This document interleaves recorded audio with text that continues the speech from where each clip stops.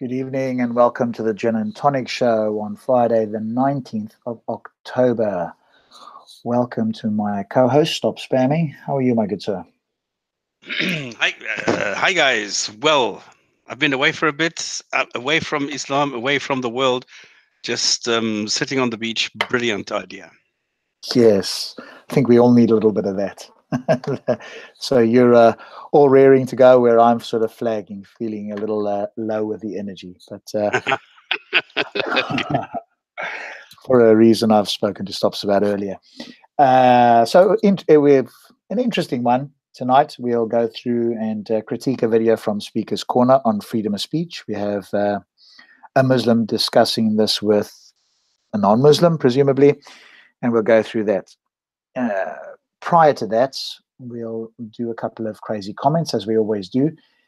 If you are somebody that wants to join us, particularly as a Muslim, you're more than welcome. Let us know in the comments or message me on Facebook, and I'll bring you in. I'll probably bring you in after the critique of the video, however long that'll take. The video is about 37 minutes, so it'll probably take a little longer than that with our comments, etc. So if you want to join us, then we'll bring you in after. If you are a non-Muslim and you want to join us in critiquing the video, let me know, and you can come in a little bit sooner than that. Anything else on your side? Oh, somebody did mention in the chat there, didn't they, about this fella that was killed in Jamal Khashoggi. Khashoggi, I don't know if I pronounced Khashoggi, has been killed in Saudi Arabia. No, Istanbul. Oh, is it Istanbul? Sorry. By Saudi Arabian agents, I think it is. No, hang on. You don't. We don't know anything. All we have is that this guy Khashoggi hasn't been seen for a while, and that he was an outspoken critic of the Saudi Arabian government or the ruling family there. And he was working in the US. He was over in Istanbul for, I don't even know why. And he was last seen entering the Consulate General of Saudi Arabia in Istanbul. And for some reason, over a dozen Arabian security guys arrived in Istanbul by private plane, 3 o'clock in the morning, went into Istanbul without any, nobody knows what they were doing, and then left again in the afternoon.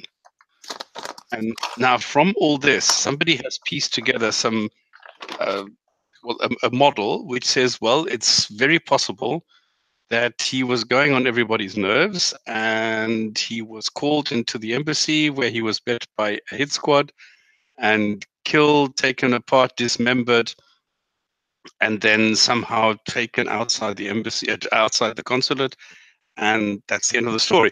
So it's all speculation at the moment. Nobody really knows what has happened. All we know is that Khashoggi has not been seen for a couple of days, and that he was last seen entering the consulate in Istanbul. Those are all the facts that we have. Other than that, we don't have anything. What people like CNN and blah blah are saying, well, part of this hit squad or part of this team that entered entered Turkey is a doctor specialized in forensics, and he's a pathologist. In other words, he is the guy who normally takes apart corpses to see what actually happened, how they died, and blah blah blah. And the funny thing is that he apparently had a saw with him, a bone saw. And now the funny thing is that there's an acronym which is MBS, which is Mohammed bin Salman. Who is he? He is the real boss of Saudi Arabia at the moment, and he's called MBS. And so now they call him Mohammed Bonesaw MBS. So, okay, because I thought they'd confirmed that he had actually been killed. No, not yet. And nobody knows anything. It's all speculation. Oh, okay. How do you know this from the beach? Have you got like internet access from the beach? Yeah, of course. Yeah, no, Spain is brilliant. I mean, it's wonderful, and since there's no roaming in the EU anymore, I mean, it's brilliant. So you're not afraid to use it. And no, there's no problem at all. All right, well, there we go. So we'll have to wait and hear once we get more information. Good stuff. So without further ado, let me bring up a few comments here. And where have they disappeared to? Here we go. Let's bring this up. All right, let's bring this up and put this in. Here we go. Send to everybody and make it a bit bigger. First one of the day. Muslims will keep getting increased year after year. Your video will never affect. Fuck you, laugh my arse off. Okay, this is a video. I mean, this is. I don't even know why we have to redo these videos. So this is the apostate prophet who came up with 43 scientific mistakes in the Quran. And excuse me, I don't even know why we have to do these videos because, and this is exactly the thing, what I'm always saying, don't make the claim. Don't make the claim saying the Quran says X, this is a mistake because it leaves too much wiggle room. Don't do it. Just go back and say, well, give me something that is correct. Now, I've done this for years and nobody has been able to ever do this. Now I opened the Facebook page, which is called Muslim Challenge, and nobody has been able to bring up anything that is verifiably correct in the Quran. Now, if there's nothing correct, don't come and bore me with this nonsense that there is anything scientifically accurate. Just bring me something that is basically correct. And if you can't do that, shut the fuck up. Now what happened is the apostate prophet made a video where he outlined a lot of these mistakes and he showed why these are mistakes, what is wrong with them, and what would be correct. So he did everything right, but Muslims don't like it in general, okay?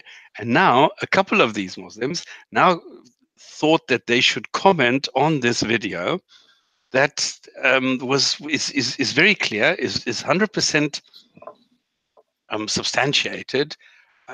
So he brings all the facts to the table. So I don't know why people are actually, talking about this. They should just say, okay, well, here's the facts, and I was duped, and now I need to somehow find a way to consolidate this with my belief.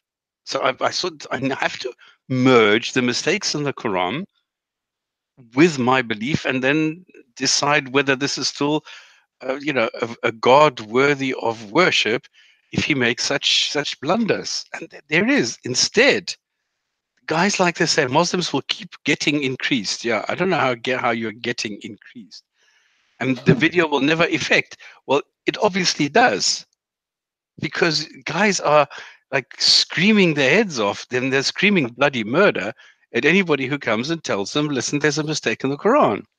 And this is so stupid. I mean, it makes Islam so weak that it's so easy to deconstruct Islam. And this is just one example. So all these comments that I've sort of screenshot or whatever, are all from the same video, and they're all stupid comments by some of these Muslims who can't handle having reality put in front of them.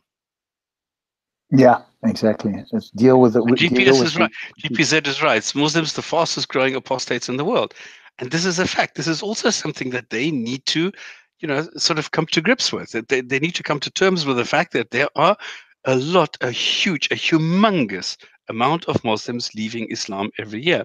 So these protection slogans, this propaganda, fastest growing religion. Come on, that nobody believes it. So why spread it? Why do it? You need to, it's reality. You need to accept reality. Yeah. Let's make this one a little bit bigger. To all Muslims, report this channel for misleading. We can give proofs if required, so the contents of this channel are indeed misleading. Well, if that's the case, it's so easy to debunk. Put a response video, and I'm sure if in fact you've got something that's truthful, it's easy to debunk. But until then, I'm not going to bring any evidence. I'm not going to bring anything to substantiate my claim, but just go report it. So apply but they've got censorship proofs. because I'm too stupid to bring any facts. But I've got proofs if Yeah, I've required. got proofs and evidences. Well, provide your proofs, and then we can have a look. Okay, it's a bit long and a bit big, a bit small. Don't shout like a donkey. The Holy Quran is undoubtedly the free from any kind of errors. This is a constitution of all constitutions, book of books. Can you make it smaller? Bigger. No, smaller. You want me to make it smaller? Sorry. For whole mankind of the world, the Morisika. I don't know what a Morisika of a desert is seen exactly like water from. I don't know. Oh, I think he's talking about a mirage. I think that's what he's talking about. When you approach this water, you will realize this is not water, but Morisika. In the same way, the writing explanation styles of the Holy Quran is too high to understand for a person of ordinary intelligence and understanding, even though the book says the opposite. I openly, and this is the funny thing, I openly challenge you and your wrong followers to hold an open, friendly debate in any place to point out any mistake in this holy book. You cannot face my challenge because there's no point to show any mistake. The Holy Quran can teach you anything: science, commerce, education, politics, logic, philosophy, economics, engineering, humanity, law, and so on. There you go. Wow. If only that was true. That would, But as soon as be remarkable. Of course, I challenged him. I said, okay. Oh, did you? Let's hear it. Of course. I said, come on and bring it on. I'm very, very curious what you're going to say, because as soon as you do, they run away. Yeah, I mean, you can invite him to the Facebook group, isn't it? And I said to him, yeah, go there. You can present it all there. Yeah, indeed. Yeah. Okay, but I've been away this week, and we were supposed to leave lunchtime, and then I don't know why these planes are always delayed. And so I've only just arrived, and I haven't had time to look at Facebook yet. So maybe somebody has. I don't know. Well, we can have a look. Huh? Have a look later on. The Islam and Quran is the salutation. No, solution. Solution, sorry, to all human being life, matters, and problems. Okay, then. How does that respond to anything that he's saying? If the apostate prophet is talking about errors in the Quran or scientific errors, how does this answer it? You can assert anything you want. I mean, we don't have to take it seriously, do we? All right. Okay, I'll do this quickly again. And you claim the Quran said the moon lights itself. If you translate the verse in He who made the sun a shining light and the moon a derived light, you are a liar trying to deceive and criminate the Quran. You can't, lol. I'm sorry for all those who believed you and wish to see the truth, because you are an imposter. And thank you for this video of yours, because I'm educating myself more about Islam and the Quran by minning your lies. And be more sure and confirm that the Quran is a miracle and word of God by all these knowledges mentioned. Knowledges mentioned. Right. It's brilliant, eh? So by the errors, he's making himself more knowledgeable and educating himself and claiming that it's a miracle. Or perhaps it is, if the claim is that it's a book full of errors. Then, well, he just simply showed that the word nur means light. It's not derived light, it's not reflected light, it just means light. And he showed the whole sequence on, because, and you'll see the most hilarious comment at the end. And he showed what people are saying, that nur is a reflected light. No, it's not. It's just light. And this is the thing. And in another sentence in the Quran, it says Allah is nur. So does that mean is Allah really just a reflected light? In other translations, it says that nur means it's a motionless, reflective body in space. And then I asked them, okay, is Allah a motionless, reflected body in space? If you're calling Allah a nur, it makes more sense if nur means simply light and Allah is a light, because this is the metaphorical use, that, or allegorical use, for a God, that He's the light.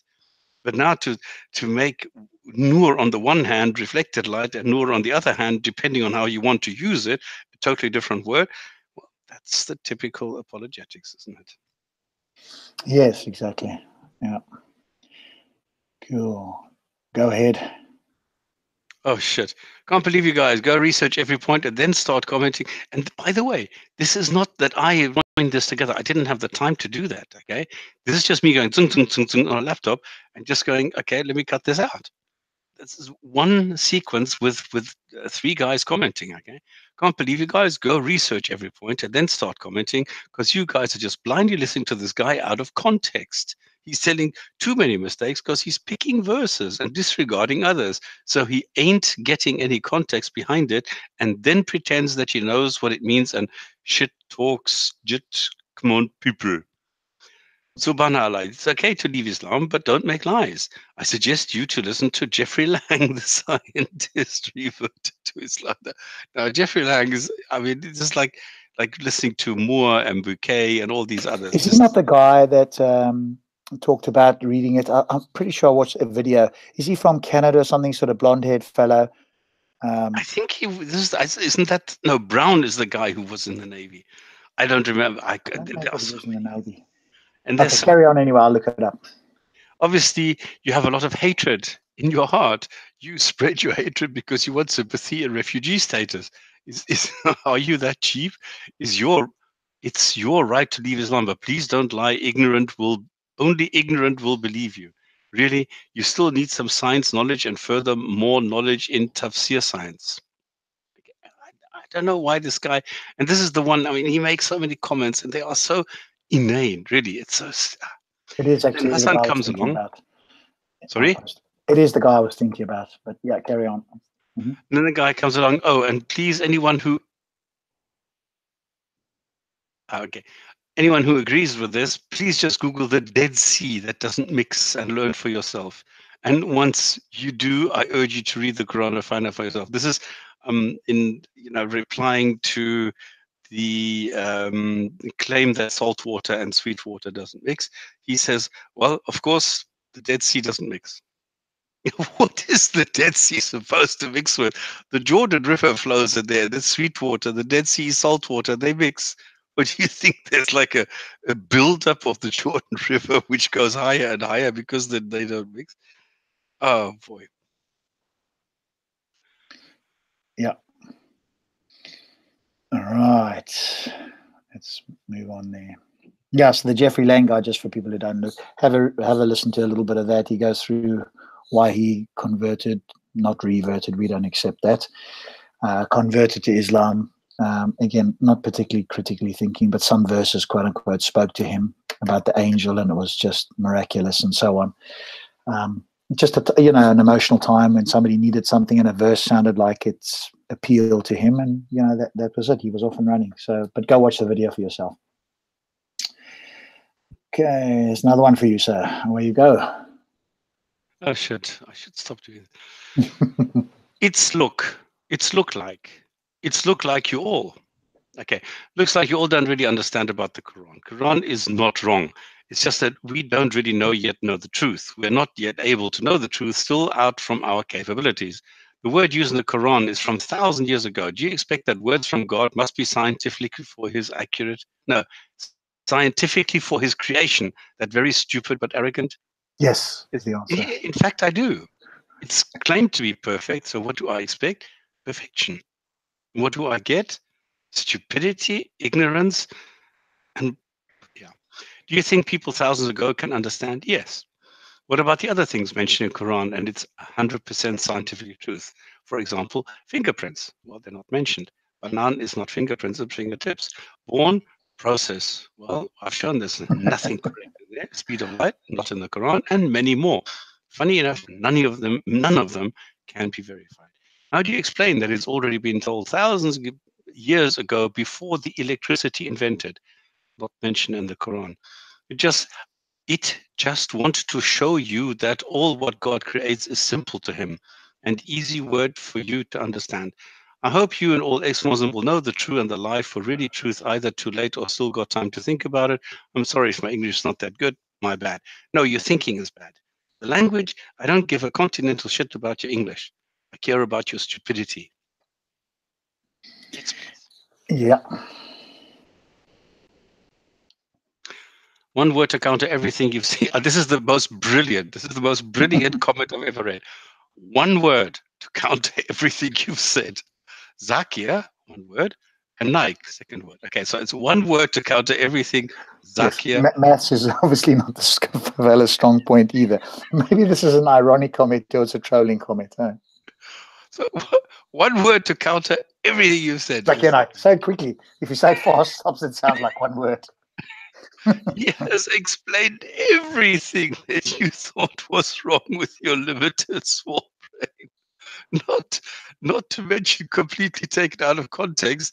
Oh, not to mention is that Sakinai is a doctor with a doctorate degree.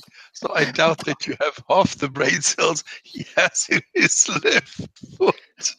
A doctor with a doctorate degree, that's classic.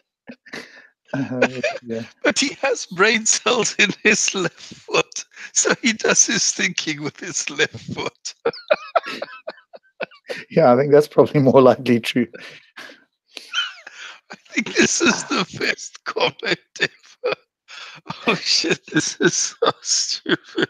Yeah. Okay, I'm sorry, but I think this is so No, it's classic. funny. Kind of the sad thing, is that people are taken in with this. Look how many people believe this. Yeah, but it's amazing how many people today in the 21st century still believe this. Yep. It's like, remember I said to you when I went to the mosque, I asked the guy, well, at the end of the day, do you really believe all this? And he said, yes. And I said, if the Quran says that it is, that 1 and 1 is 3, would you go and revise the Quran or would you go and revise mathematics or arithmetic? And he says, I will revise arithmetic because the Quran cannot be right, cannot be wrong. Yeah. So if the Quran says 1 and 1 is 3, then the Quran is right by definition. We were talking about that earlier, or it was in one of the places I was chatting about it. You probably remember Richard Dawkins went into a school. Yeah, with do you the 4 girls in That's the right. clubs? Tell everybody. No, that's it. He just went there and they said it can't be wrong. So if the Quran says the water doesn't mix, well, then the water doesn't mix. So if you show that water mixes, then you are showing something wrong because that's what it doesn't say in the Quran, and therefore it's wrong what you are showing. Easy. Come on, it's a no-brainer. It must be like that. Yeah, and he was just flabbergasted because they said, if science shows the Quran is wrong, then it must be that science is wrong because the Quran cannot be wrong. And Dawkins doesn't expect that in the 21st century in the UK. But obviously he was in for a surprise. So, yeah. There we go. One last one, I think. Oh, and this was a comment sent to me by somebody. Okay, because I had the last one. I kept this Saka Nike one because I thought that's the best comment ever. It is superbly good, but here was another one. Where is Bro Sabur when we need him? One of the most ridiculous studies I've ever heard of. We don't test the creator of the heavens and earth. Where is Sabur? We need him here. Thankfully, the guy with the eye patch has a word, probably. At least he's honest. Sabur needs to deal with this guy or even Hamza, CZ. I can't remember which video. Raf, can you remind us which video this came from? So again, obviously, everybody's asking, where is Bro Sabur? Yep. And it's quite funny that Hamza taught us because he gave out this really nonsensical, really badly written pamphlet on embryology. People actually thought he has some knowledge on embryology. Sabur said that Hamza Sources can now debate an embryologist on the topic because he has this deep knowledge. He knows a lot more than your average embryologist. This is, okay, I'm speechless. I cannot really get my head around that they can be so ridiculously stupid. I mean, these yeah. Yeah, Rafa, if you let me know where you got that from originally, which video it was attached to, that'll be cool. I'll read it out. Good. So there we go. That last comment of yours certainly was a golden comment, no doubt about it. The one word Zakia Nike, just say it quick. Zakia Nike. One word. Can refute everything. Sadly, of course, there's a famous video, isn't there, with Zakia Nike, with a young Indian fellow who talks about evolution, and Nike responds to him. And again, you can see the level of 26 errors in 3 minutes. How many? 26 errors in 3 minutes. Is that how many it was? I think that's what the video is called. 26 hours and 3 minutes. Somebody sent me the video. Then, if it's not Raf, I apologize. I'm not 100% with it. Good. All right. So Robert's getting old. Come on. yeah, I sure am. I'm getting well. It's a bit tiring. I think I'm not being my best day. So there we go. Right. Dear. Shall we get on to the video? So we're going to critique a video now with Shabir Yusuf speaking to a non-Muslim in Speaker's Corner around freedom of speech. And again, Stops and I haven't watched this fully yet, so we're going to go through it with you as well as we listen here. And it's really to listen to the argument itself. Number one, for me, I'm listening to, is there any credible argument against free speech? Number one. And number two, for me, what is the argument about? I.e., is it about the principle of free speech or is it about something else? And are we going to have a consistency in terms of applying this principle throughout the discussion? So that's often what I want to have a look at. So without further ado, Stops, if you are there and you can bring the video up. Yeah, I'm just looking for the Zakir Naik video. Oh, okay. With these mistakes, because I'm sure I have this, because I mean this is too good not to have.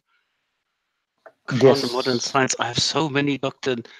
Nikes. Show me. I'm just speaking to somebody in the comments there. Show me. He was talking about the title of the video. Nike vid. 25 mistakes in 5 minutes. I think he's saying.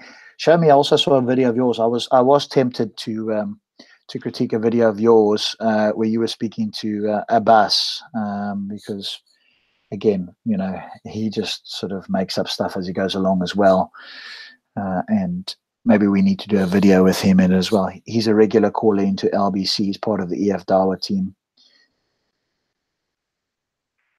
Yes, if I can find the link. Stops is looking for it there. If you have it, so it's called 25 Mistakes in 5 Minutes. Just for people who want that. Okay, I don't have it here. I was sure that I downloaded it because otherwise I could have quickly brought it up because it's very quick. No, here we go. I got it. So I'll just... then give it to me. Then I'll stick it into here because then I can just quickly run it. Put it into here. Exactly. Thank you very much. Then I will just copy it from here. Copy Islam. Do you want to run that now? Or? Yeah, quickly. This is very quick. I'll just put here YouTube URL. So paste and loading. There we go. Okay. Oh, this is something else. Is that not the one? Did I put the wrong link in?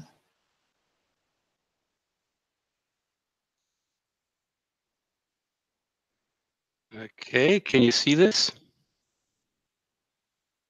Yeah, no, you've got the wrong one there. It's the second one down. Where did you get that link from? No, look in the private chat. It's the second link down. Ends in G014. Okay. You've got the Jeffrey Lang video there, which is an hour and something. Oh, goodness, no. I think that would be one way to have 0 viewers left by the time that was finished. Delete.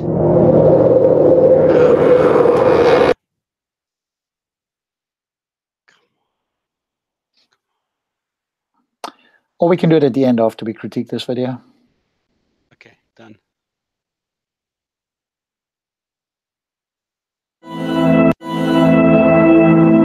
See?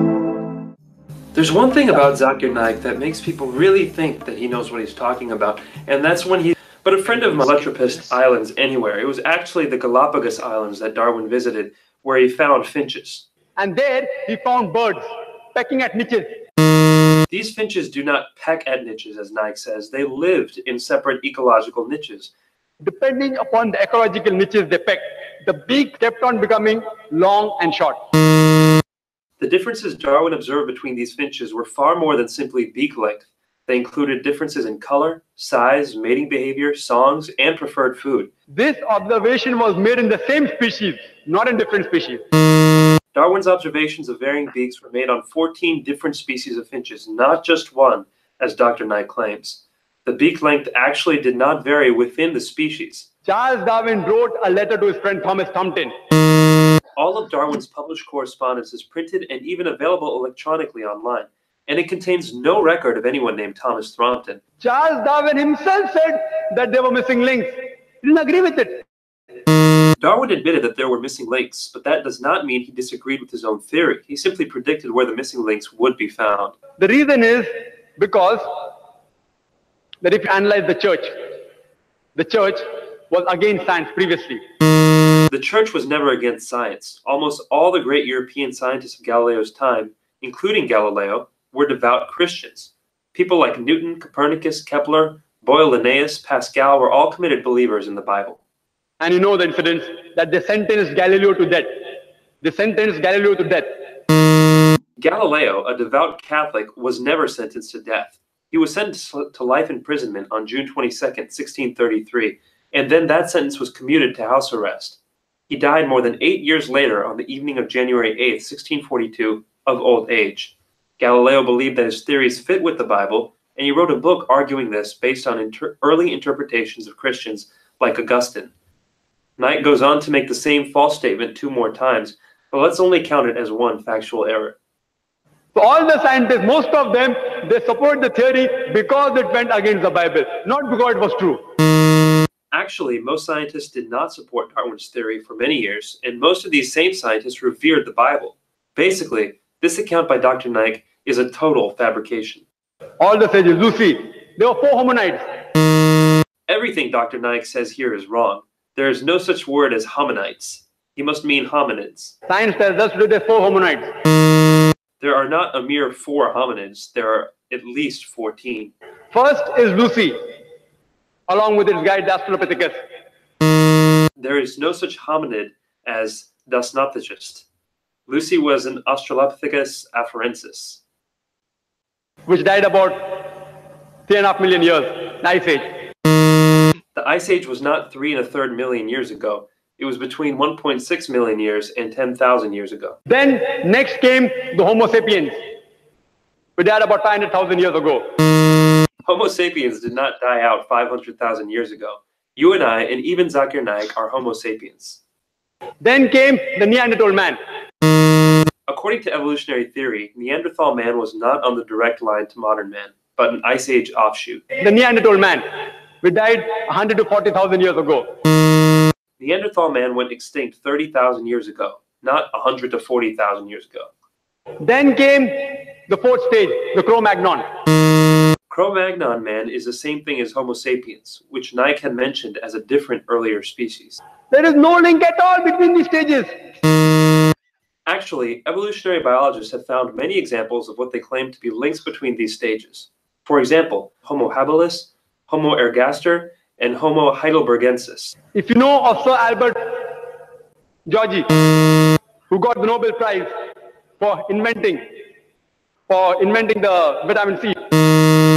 Georgi didn't invent vitamin C, he discovered it.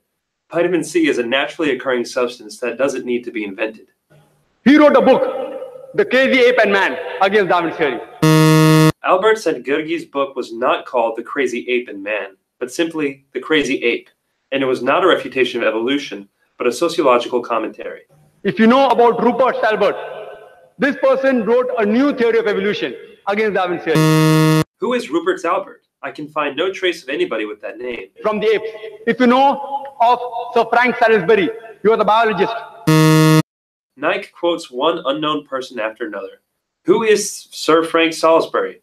Again, vigorous searching can find no trace of anybody with that name. But to give Nike the benefit of the doubt, this will not be counted as a factual error. If you know about white meat, Sir White Meat. White meat? Who is Sir White Meat? For the 4th time, no trace can be found of anybody with this name. At lower levels, an amoeba, at lower species level, amoeba can change to paramecia. There is no such thing as paramecia. Perhaps he means paramecium. But the evolutionary change of an amoeba to a paramecium is far more dramatic biologically than the relatively small biological difference between apes and humans. According to Francis Crick, who's authority in this field, he said it is unimaginable. There is no such person as Francis Crick. Nike probably means Francis Crick, the co-discoverer of DNA. Francis Crick believes fully in evolution. Oh, here we go. It's flabbergasting. It's absolutely flabbergasting what these guys produce, what these guys create, the confusion. I mean, this sounds like Savur all over. He also shouts out names and doesn't understand what they're saying. And then people say, "Oh, look, you said a name, and if that person said so and so, then the whole of Darwinism is reviewed." Yes, it's crazy, absolutely. Yeah. Okay. Right. Let's get on to the video. I'm hoping my laptop battery will last long enough. So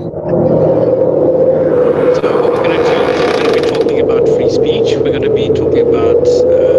Can't see the video stops. No, Something bad about Islam, let's go, probably the right word, comprehend. What we comprehend of the Stops, we can't hear you and we can't see the video. Okay, I'm still waiting for the video to get to where I need to be. We can't see it on the screen though. No, I wasn't, because I was trying to skip ahead. Okay, gotcha. To the point where... And you'll have to stop the Shabir video comes in. when you want to speak, because we can't hear you otherwise. Oh, okay, interesting. So this I is a can video hear you, about free but speech. you're very, very About soft Shabir. over the video. You know, you're soft over the video. So if the video's playing, we won't really hear you. You've got to stop it. I'll try and shout if I ask you to stop. Okay. All right. So then let's hit it. So it's about, in Speaker's Corner, it's about Shabir. So the entertainment value, I suspect, is going to be quite high. So we'll see what happens. We were talking about freedom of speech, yeah, big, and different people using it to their advantage. Yeah. And what does Islam says on freedom of speech? That was the discussion that we were having earlier. All right. The claim he makes is what the Quran says about the freedom of speech. The Quran doesn't say anything about freedom of speech. This is the funny thing. I don't know why they come up with this idea that it's un-Quranic or un-Islamic or something to be able to say anything. There is nothing in the Quran at all that would go in this direction. See, okay. Yeah. So, Yeah. we thought we'd bring you in. I will agree. Yeah, sometimes it's not like you get it spontaneous. You don't necessarily, you can't necessarily get brought into a discussion, and you have it just. Not an opinion. Because I know he's familiar with the matter. It's an interesting question. I think it's not resolved. Sorry, what was the question, if you don't mind me Oh, asking? it's just like what freedom of speech is a really interesting question, because like some people are saying that you should have pure freedom of speech. You should be able to say anything you want, because if the moment you start saying oh sorry, but that particular thing that you just said there offends me, therefore you can't say it. There's a problem, because all different people are offended in different ways. So the question is, then who defines what is offence? That's the problem. Yeah. You know what I mean? That's the argument. No. I fully understand. Okay, so just stop it there for a second. So let's just make clear at the outset here, again, because we need to come back to this, I'm sure of it, that she's putting forward what I believe to be the principle of free speech. Hey, she's not necessarily claiming it, although she appears to be arguing in that direction, that people say you should be able to say anything, and if you can't, then who's to arbitrate what you can and cannot say? So that's the principle. She's not appealing to laws or anything else. So let's see how he responds to that. Always thinks about, when we talk about the phrase or the terms freedom of speech, as you rightly pointed out, are we talking about an absolute freedom, or are we talking about a restrictive or a restricted element of freedom, or should that freedom of speech be should it entail a legal framework? Okay, stop there again. That is what we would. So he's asked multiple questions there. Again, it's difficult when you are confronted with multiple questions, ask one question. And of course, she's just said what it is. She put forward the claim that some people say we should have absolute freedom of speech, because if we don't, who's to police it? His immediate question, literally straight after that, is, what are we talking about here? I mean, she's just said what she's talking about. And then notice, not only did he misrepresent that or forget what she just said 5 seconds ago, He's now asked multiple questions, one after another, and he's brought it to the legal framework. This is a red herring. She didn't mention that, and this is an easy way for people who don't have an argument against free speech to try and counter it with something that is not applicable because she didn't bring it up. Yeah, and what people need to appreciate, and this is something that I don't understand why people don't bring it up more frequently. If I have laws governing abortion, it doesn't mean that women are forced to have an abortion.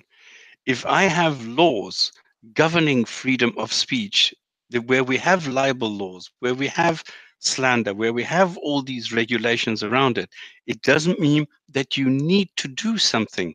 Freedom of speech does not mean that I should go and insult others. It just means that if somebody decides to feel insulted by something that I say or feel offended by something that I say, then they need to deal with it. They cannot tell me that I'm not allowed to do it, but still it is up to me to decide whether or not I choose to say something. So freedom of speech is a freedom that I have to do something, but it is not necessarily a command to do something. And this is something that a lot of people mistake, that they say, well, if you have freedom of speech, you can insult me. No, it does not mean that. It means I have the freedom to choose to do so, that you then feel offended by something that I say. But that's it. And this is what people don't seem to somehow get. And this is what Shabir is now, I'm sure, getting at, is that as soon as you have the freedom of speech, then all hell will break loose, because then you're allowed to offend him. Yeah, and of course, you know, you've got to put down a methodology that we can all agree upon to ascertain whether it is. Otherwise, it's a case of somebody's just, you know, ad hoc making up what is offensive to them. But the other thing that she could have done here as well is, and I do it to avoid red herrings, is to say, hey, we're talking about freedom of speech in Speaker's Corner, because I'll often get responses of, hey, well, what about if you're in Parliament, or if you're in fact, Parliament's a good example where freedom of speech is open and they've got parliamentary protection. But use other things like in institutions or schools. So I think the other thing that if we are defending freedom of speech, or in my experience, is to put it into a place like Speaker's Corner so you don't get the red herrings that are not applicable. Yeah, and the other thing is, and thanks for pointing that out, actually, because it shows what a weak debater Shabir actually is. That he is not, you know, focusing on one point, not trying to get somewhere with this, not trying to further the discussion or anything, but rather to stifle it. And this is so weak that I can't understand that there are Muslim apologists who love this guy, who think that he is the best since sliced bread. I cannot understand it, because I see him as being incredibly weak. You see, if I were to, it's very odd here, yeah? If I were to start saying all albinos should be killed. Right, yeah. That would be pure freedom of speech. It is. Yeah. But the law doesn't stop me from doing it. The law doesn't stop you.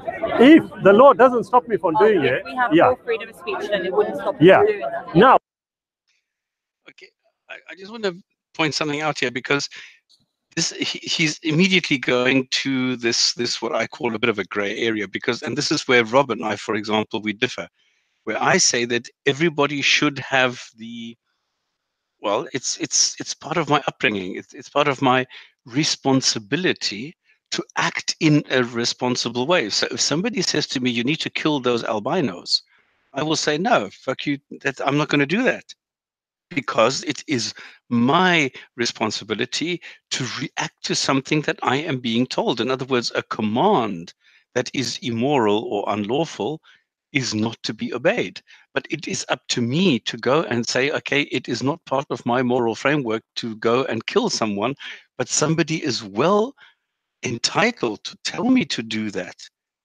And what Rob, I think what you are saying is, this is the limit where you draw the line when it comes to freedom of speech, that you should not be allowed to tell somebody, I will give you £10 if you go and slap this guy in the face. Yeah, interestingly enough, I've thought about that. And in principle, I actually, you know, that's, so when I bring that in, it's just, again, now I thought about it because somebody brought this up recently. And if I'm arguing the principle of free speech, then in fact, I can't argue to not have that, as you quite rightly point out. Somebody else talked about this. So I thought about it. In principle, the only way I could argue that is if the people that were calling for violence had robots that had no free will and just had to do what they were told. Then you could in principle do that. But somebody pointed out, well, hey, in principle, incitement to violence is still free speech because all it is words, and people still have to choose to take the action. And so from that point of view, in terms of a principle, I have to agree with that. What I typically do in discussions to avoid going down a long, tedious route of all the examples of where this might be problematic, I typically will draw the line at incitement to violence. But in principle, in fact, it's been pointed out, like you have, that somebody still needs to choose to do it. Even if somebody said, hey, go kill that person, if everybody walked away and laughed and said, hey, he's a joker, he's a troll, then has anything in fact happened? No. Have I incited violence? No, because everybody thought I was joking. They took it as a joke. So, so I agree with you there. But remember, he's also now going towards the law again. So see what he's doing here. He's pushing it towards the law. She hasn't agreed to the law at all. But it's an easy way to go, hey, the law says X. Let's do what the law says, because the law serves me at the moment. If the law said, in fact, that everybody that comes to Speaker's Corner must insult the Prophet and tell all Muslims to eat bacon, would he then go according to the law? No. Each morning, the law says, instead of praying, you have to wake up and say something insulting. Well, then I'm sure the law would not be. TDS say that anyone else having the stream stall. The thing is that I'm streaming it to Rob, and Rob is streaming it out to everybody. I think this is how am I streaming the video from my side? So there's something wrong with my voice, but this could be because I've got a noise cancelling microphone here. Oh, you sounding good to me here, so maybe it's something else. I mean, so should I take the resolution down? I mean, I'm seeing it fine. Yeah, what is other people seeing? Let me take it down to 480 because we're not focusing on the video here. We're more focusing on the audio. So let me take down the video one notch and see if it's better. Let us know if there's if this improves it. Society is determining certain things which we would be allowed to say, and certain things which we would not be allowed to say. But the reasoning behind that would be the objective of society as a whole. That's what it is. You see, if I know that somebody is wanting to create a law... Okay, stop there again. Let's just notice the little things there. He doesn't know what to say. And I say, you can see the body language, like I've run into a roadblock. I don't know what the next thing that's going to come out of my mouth is. So I'm just going to, say some gobbledygook words. He just said that the objective of society, and then he just ran into a roadblock. What is the objective of society? And who says that society is correct? She's made the point that some people say that freedom of speech should be absolute. And somebody else in society will say something else. So what's the object of society? Subjective, right? So, but you can just notice the body language when you suddenly run into, like you've had a, like as we say, you have a brain fart. Like I've had that happen to me as well. So I kind of noticed, like, shit, what am I going to say next? And it's just like gone out of your head, or you've just run down a roadblock. And so just notice the little things. Clearly discriminate against a certain group. Hang on, I'm just reading in the Rob again changing his definition. Lol. Oh, don't worry about him. I chat to him regularly. He's battling to follow along, so I'll chat to him on the Discord server. You very clearly said what it is. So, okay. People, should I agree with it? The answer usually would be no, but we would have to look at the mechanisms that are provided to us to be able to either stop it or have a debate about it. Yeah. Now, freedom of speech, it's very odd. It seems to have been hijacked in recent times, to be honest. Been hijacked. Freedom of speech is, yeah. Well, in a sense, he's right. It's been hijacked by people like this who want to talk about freedom of speech, but actually have limited speech. And he made another point there. Well, whatever the guy said, we would normally not agree with him. Well, that's exactly what freedom of speech is. The ability to disagree with people whose speech you do not wish to agree with. That's part of it. But he doesn't. But it's for me, it's frightening. The way that he brings this up, and he will not budge. He just lies. He just stands there and says, yeah, but freedom of speech has been... No, freedom of speech has never been hijacked. Freedom of speech is being restricted currently by Muslims. And all of Islam is trying to restrict freedom of speech. And I am generalizing that, knowing full well that this is the case. Because I don't know any Muslim who will say, I want absolute freedom of speech. I want you to have the ability and the right to insult my prophet. Somebody in the chat I've saying, never heard a Muslim say this. no, he wouldn't. Somebody in the chat saying, you better not mention his yardstick or the criteria. Somebody else is well versed in his use of his Yeah, the exactly. buzz phrases. From my perspective anyway, yeah? Do I have the right to offend you? Yes. Well, if I believe in true freedom of speech, then yes, you have the right to offend me. Yeah. But you have qualified it by using the term if. Yeah. Yeah? Run away, run away, run away. Oh, all right. Yeah, don't worry. Yeah? So basically, we say if, yeah? I'm sorry, I don't even know your name. Paris. Paris. Yeah. I can't forget that name. I'm Shabir. Yeah. Basically, Paris. You see, if the word "if" automatically tells us, okay, we have already put a boundary. Yeah. Yeah. Oh, no, The question is what? Stop. This is crazy. This is crazy. He's just looking for words here. If we have freedom of speech, then yes, you have the right to be offended. And he's now jumping on the word "if," a boundary. No, there's no boundary there. She's talking about whether free speech, if it's allowed, it's allowed. And he's trying to go, oh, well, you're making a boundary. But this is just hilarious. Put a boundary. Well, because I'm not taking a position. I'm just interested. Exactly. In knowing. We all would not take a position, but if it is going to directly affect us as individuals, we would take an interest in it. I think, all right, personally, I think you should have the right to offend me because it's hard to. It would be very hard to. I think you can't draw the line where offence starts. Agreed. Yeah. However, if I were to take this line of reasoning to its conclusion, I can actually state, look, if I am having a conversation with you, and in the process of the conversation, I need to mention certain things which are likely to cause offense, yes, I would beforehand apologize to you and say to you, Paris, look, I'm sorry, I'm about to say something, but I'm saying it in the context of the discussion. What does that have to do with the price of eggs? If So- you have free speech, you are allowed to say whatever you bloody well want. If you apologize beforehand, that's cool. That's fine. If you think that you're going to say something that's uncomfortable for the other person, go ahead. Absolutely. There's nothing stopping you. But there is no requirement to do that. There is no requirement for you to hold back on your words. There's no requirement to not challenge something. There is no requirement for you not to say something. This is the point. He doesn't seem to understand that. He just has this emotional, instinctive, knee-jerk reaction that free speech is bad. We don't want free speech, and now I need to somehow argue this, and he can't. And this is exactly what you are seeing, that he doesn't really know what he's saying. To be able to articulate his rejection of free speech, and he doesn't know how to do it. And of course, she was saying, hey, you have the right to offend me because we don't know how to, who's going to be offended by what, essentially. And his argument is, well, hey, if we think we're going to be offended, then we should apologize. Well, you just don't know, do you? So are you going to go around apologizing to everybody? I mean, it's just, that's not the way you do it.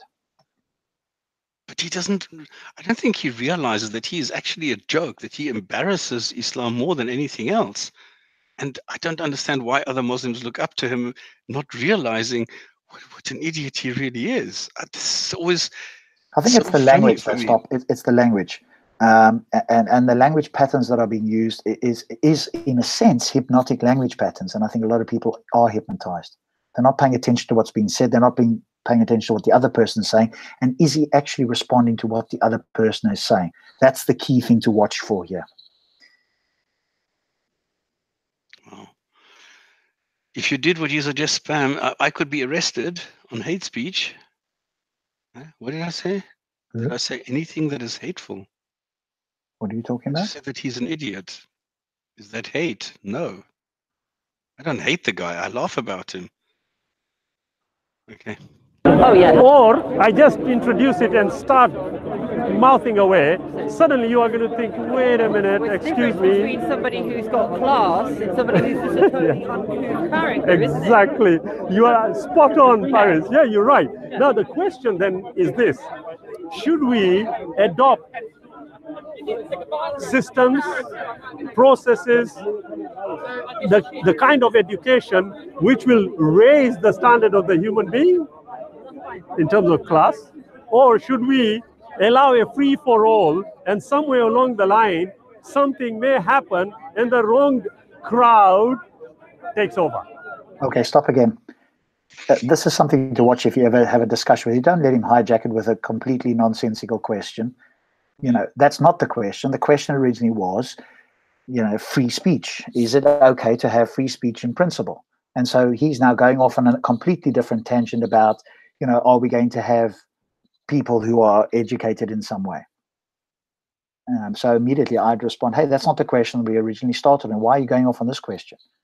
Well, because it's very difficult to argue against free speech directly. So you've got to bring in all kinds of other questions or appeal to the law or find some other red herring. And education levels or classes or whatever you want to call them is totally irrelevant to freedom of speech. Which one would we prefer? That's a tricky question because obviously the way you frame the question, Yeah. it sounds like the answer is already in the question. She's pretty smart. She picked that up. Yeah. And this is exactly the point, because he is creating this dichotomy, which is a false dichotomy. This does not exist. Yeah. Obviously, it's the first one, but then the problem there is that the guy, you know, who decides how to manage the crowds of people and decide what is class. Agreed with you, Paris. You see, however, if we were to say whoever is already deciding anyway has the ability to decide, would that be a problem? Stop. Whoever has the ability to decide already is deciding. So, among other things, obviously you might have noticed he said, I agree with you, however. Whenever he says I agree with you, you know in fact that what he means is I disagree with you. So that word you can immediately take with Shabir's meaning no but. But then he goes on to utter like a tautology. It's like saying, hey, if somebody breathes air, then they're breathing air. I mean, so these sentences come out. It's word salad. I mean, yes, absolutely nothing. You mean establishment? So people who are in charge. We are governed by the establishment. We are governed by the rules that dictate how I say. For example. Okay. No. Society decides on the rules, and society decides the level at which laws come in, and then these get changed as society changes. So if I look at the laws that we had 100 years ago, some of them actually still exist, but they're not being enacted anymore because they don't fit into our society at all. This is why we have huge problems in some things, because the law was made at the time, and now they first need to strike this law and come up with a better one which fits into today's society. So that is the way that it works. And it's not that society somehow governs or rules us. We are society, and we are the ones shaping those rules according to which we are living today. Correct. And of course, we have conversations, don't we? And that's how laws change. So we don't appeal to the law when we're talking about freedom of speech. We go, okay, there's a law. Let's put that aside. How do we want society to be? And can we go and change the law? So bringing in the law is a complete red herring, because in order to change it, we need to have a conversation. And if you think that's not the way to do it, all we have to do is roll the clock back 100 years. You go, what was the law 100 years ago around slavery or racism? And if you want to appeal to the law and say, hey, well, the law says this, we've got to go with the law. Are you happy to do that? No. How did the law change? Because we had conversations that were separate from the law, that disagreed with the law, and eventually over time it changed. That's exactly what we're doing still today. Exactly. And GP is saying, did you vote for any hate speech law? I don't even know what hate speech is. So no, I would never vote for hate speech laws. They're not voted for anymore, they're just implemented. group of Africans and I use pejorative words, Sure. what would happen? You get beaten up. What did she say? I didn't hear. I didn't hear it either. Something like they wouldn't be, the equivalent of they wouldn't be particularly happy if you use pejoratives. Is he talking about the word nigger now or what? Yeah, probably. I'm guessing so. He doesn't But if specify. there was a police officer next to me, what would happen? Probably like, Yeah, there's a likelihood I may say something which would get me arrested. Now, I go there and I come out with all sorts of expletives, freedom of speech, freedom of speech. Someone is going to say, this guy's lost it. Right. But is it a reasonable defense for me in those circumstances? No, I mean, again, it's the scenario you're giving. Yeah. It's like A realistic one. obviously, if you walk into a group of people and you use pejorative terms, then if they get offended, then it's at your own risk. Okay. And So the problem is that, and I understand, so somebody needs to police the agreed. people. But here, agreed. But here is the problem, Paris. Yeah. Obviously, If we don't agree a with that. group- Stops. Yeah. I think she's gone down the wrong route there. Yes. Carry on. Collectively, and I'm bringing it directly to what we are discussing, if a group of people are just considered to be terrorists for no other better reason than people thinking that they are terrorists, yeah? What kind of negative impact is it going to have on the people? Did you understand the question? If people are terrorists and you call them terrorists, this is going to have a negative If impact. people are, I think he's saying if people are labelled as terrorists, the equivalent. I know where he's going with this. I haven't watched this yet, but if people are labelled as terrorists with no good reason other than labelling them terrorists, what do you think will happen? Is basically where he's going with this. I mean, he's going to the slander thing, yeah, of course, but I don't understand his premise. Well, obviously, Are they terrorists or not?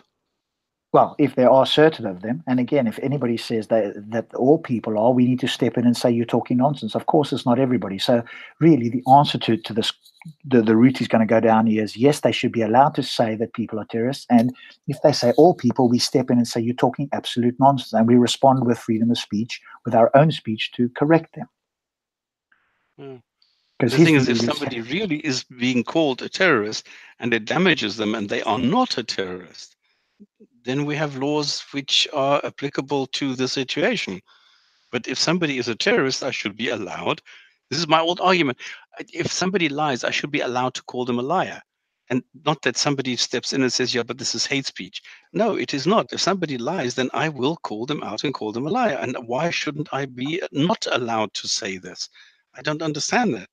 I think today, apparently, if somebody lies, they're like what Trump does.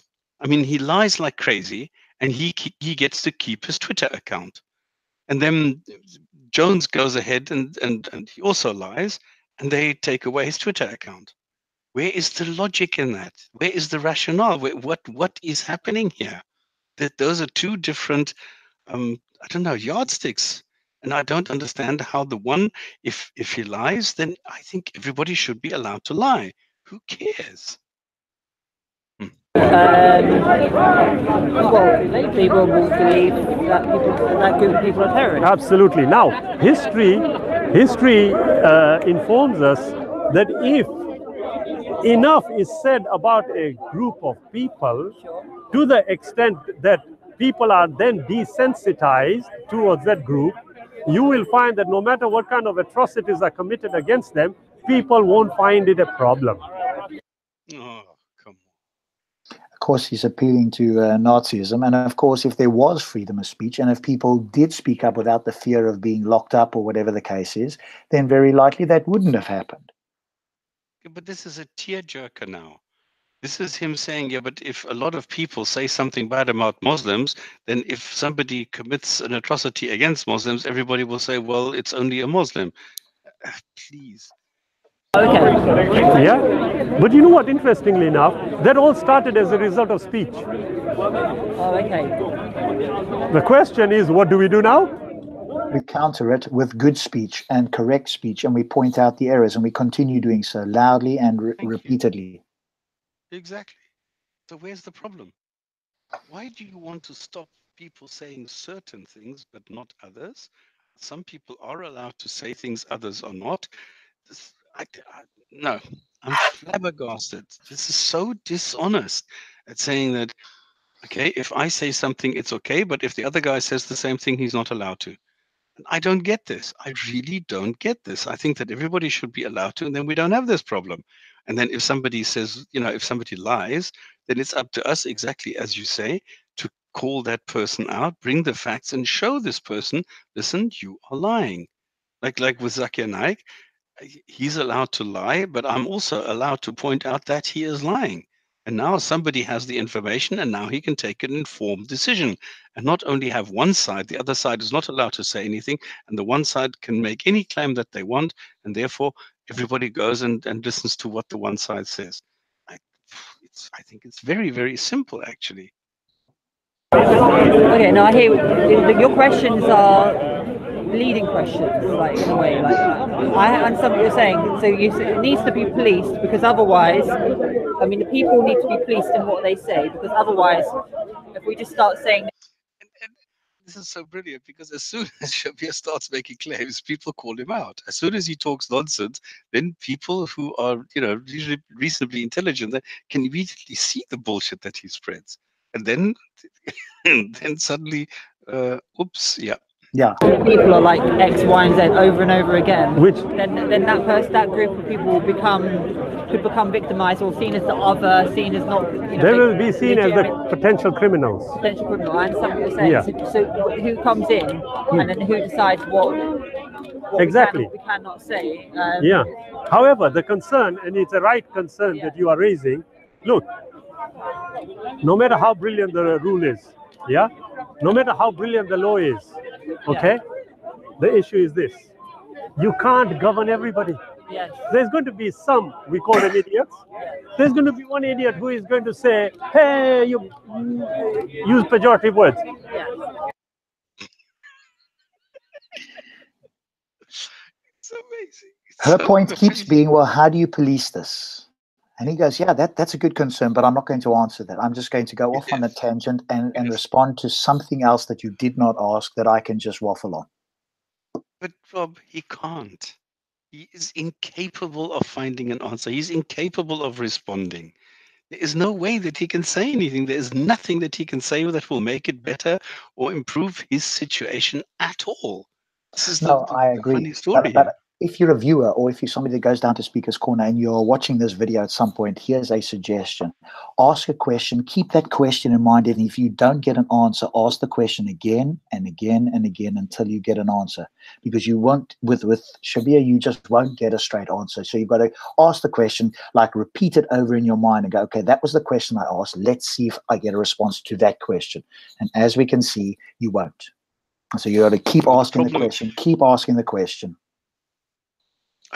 The problem is, though, and this is something I've seen a lot of times, when for example, I said, okay, is it possible for ants to communicate with humans? The guy went off and gave me 3 pages of nonsense. And I said, well, are you going to answer the question? And he says, I have. And the other said, what more do you want? He gave you 3 pages of answer. He gave you an explanation that was 3 pages long. What more can you expect from someone? And they seem to think that talking a lot and saying a lot, regardless of what the contents is, somehow answers and somehow explains it. And this is the problem when you're asking a question. I had the same thing in the Kenny debate, where I asked him a question, he rambled on and on and on, but he'd never answered the question, not a single one of them. And then people get the impression, yeah, but hang on, he answered you. No, he did not. He talked a lot, but he didn't say anything. He didn't respond to the question that you asked. Yeah, and it's a skill to learn. It's a skill to learn, because it's so easy to get caught up in, you go off on a tangent, they don't answer the question that you've asked, they respond to something else, then you start talking about that, then you're off on a tangent and you've completely forgotten what the question was that you asked. So it's a skill to remember, listening carefully to that. Has the question I've asked been answered? And I'm learning to do that better and better. I chat to people regularly, say every day, every second day now. and I'm paying attention. I ask a question or I'm paying attention on a topic, and I notice, are they sticking to the topic? And my word, it's hard for people to stay on the topic. Yeah. Very hard. Yeah. You've got to have the discipline to keep them there. Yeah. And Vijay's making a good point in the chat here. To talk from politicians. I hear this so many times where somebody, a reporter, will ask a politician a question, do you think that we should go and invade Saudi Arabia or something? And he will answer, well, I think the wood prices have increased sufficiently to go and avoid anything, so we should talk about the wood prices. And they say, well, thank you very much for the answer. He has not answered. He's not said anything on the topic. He's talked about something completely different, but they don't follow up on this because they don't want to get on people's nerves. But it's politicians are masters at this, and it's so dishonest. I find it dishonest anyway. Question is, then it comes back to, you know what I said about raising the bar. Yeah. If we were to have the right kind of teaching, what will we expect the result to be? If we had the right kind of teaching. Yeah. Stop there again. Stop. Just something to point out there. I mean, if we do come in and we do decide. Yeah, and we decide we want to raise the bar. Well, okay, I'll give you an example then of how it could go. Stop. Can you hear me? Notice again the vague question. Yeah. If we had the right kind of teaching. The first question is, what kind of teaching? See, when you have vagueness like this, you've got to get specific. What teaching are you talking about? Because she's now in her mind going, she didn't ask, what teaching are you talking about? What sort of education? What is it that you specifically want? So now she's trying to answer a vague question. She's got her own sort of idea in her own mind, but you need to understand from the person that asked this vague question, get specific with them so they get specific so you can answer specifically. Otherwise, she answers vaguely, he responds vaguely, and it's all just vague stuff. Yeah. But now I understand what people are saying. I'm getting a lag. I don't know why. I can hear you okay.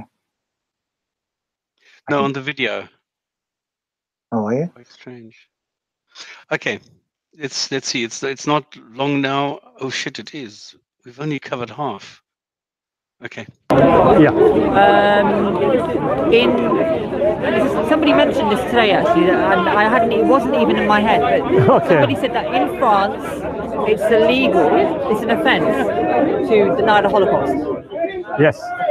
So it's a good example.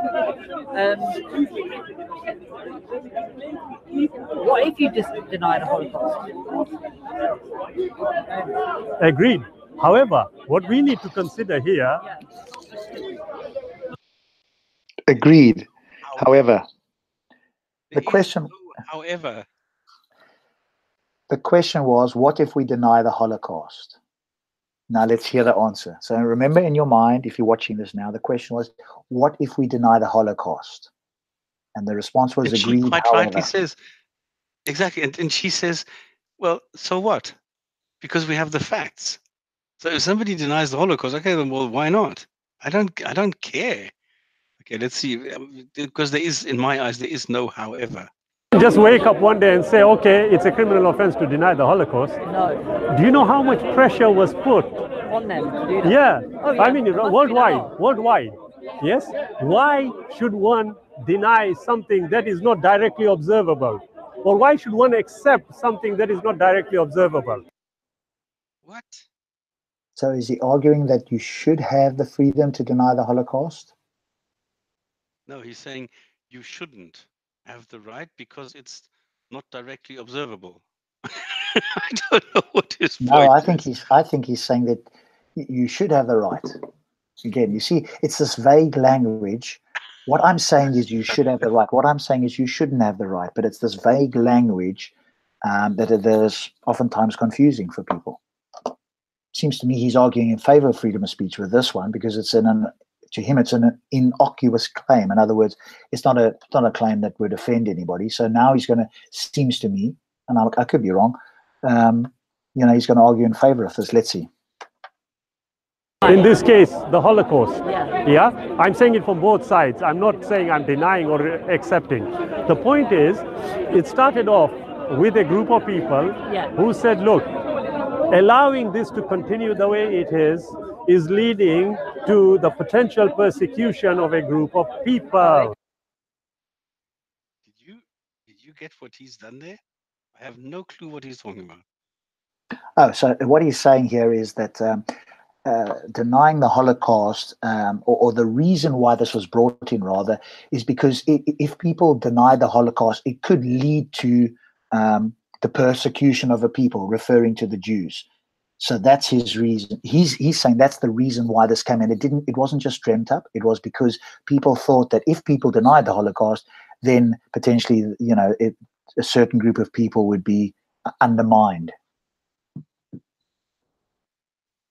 Okay, I didn't pick that up. Yeah, but it's the vague language, you see. He's not using clear language. That's why you've got to, like, sort of really listen hard to try and get what he's trying to say here. And this is intentional. Yeah, the thing is, I think he's trying very hard to lay a foundation that he's speaking on two layers here. Because on the one level, he's trying to address the point with the Holocaust, but I think on the other hand, he's already trying to think, what am I later going to say to justify the restriction of freedom of speech when it comes to Muslims? So this is why I think there's some double speak here, which I am not picking up. Yeah, and so if you allow this kind of narrative to continue, it is going to potentially cause yet more problems for this group of people.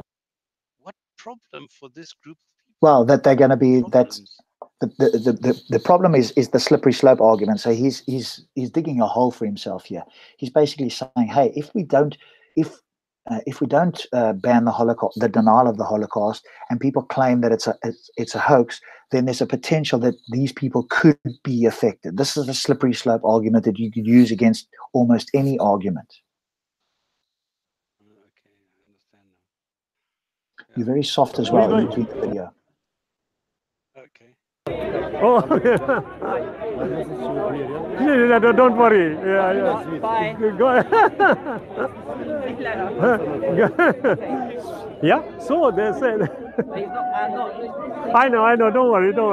Yeah, so the question is, they knew that, look, unless and until it is criminalized, there is the potential. But you know what? Was that not just speech? It wasn't just speech. The denial, wasn't it just speech? If I deny the Holocaust, it's mere speech. Okay, I get it. Yeah?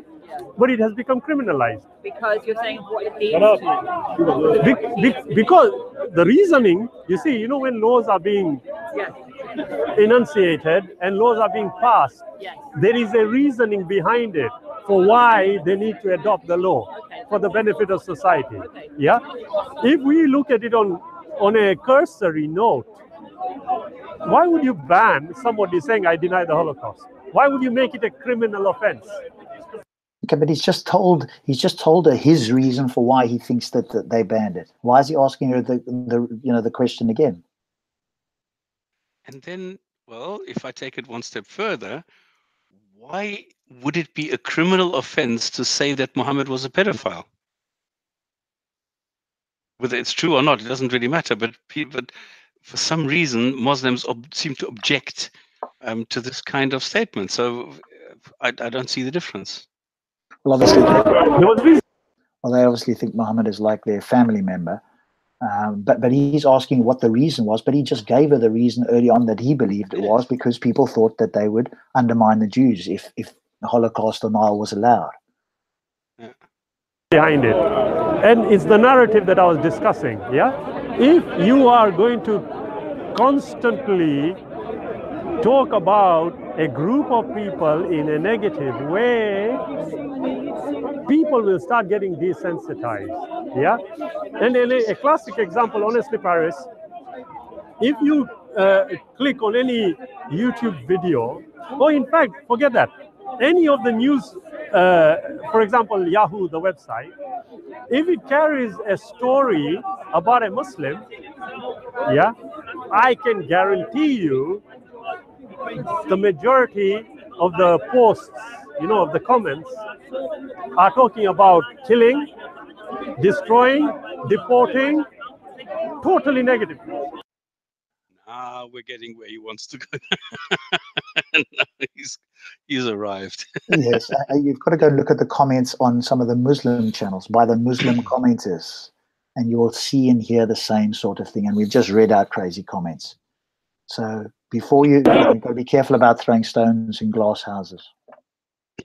It has nothing to do with the rest of the human beings who consider themselves to be Muslims. But the narrative has started. And I'll be honest with you, it is a dangerous narrative. Yeah? You are vilifying a group of people constantly to such an extent that now people seem to become desensitized to any atrocities being committed against Muslims. So basically, just as an example, so although when people say freedom of speech, I totally agree. Yes? No, you But don't. you know, like everything else, responsible people will use it in an appropriate way. Irresponsible people, well, that is why we have laws to try and govern and contain this minority. Okay, And that's why the... Go ahead. No, I was just going to say, I would just like to make this very, very clear. He just lied. Okay, he is a liar. Once again, we have shown this. If I go to him and I will say to him, okay, so you have no problem with accepting me drawing Muhammad. He will not. He said it. He says this should be prohibited. So he is saying the opposite of what he said a couple of weeks ago, where he said, no, it shouldn't be allowed because it's a criminal act in the eyes of Muslims.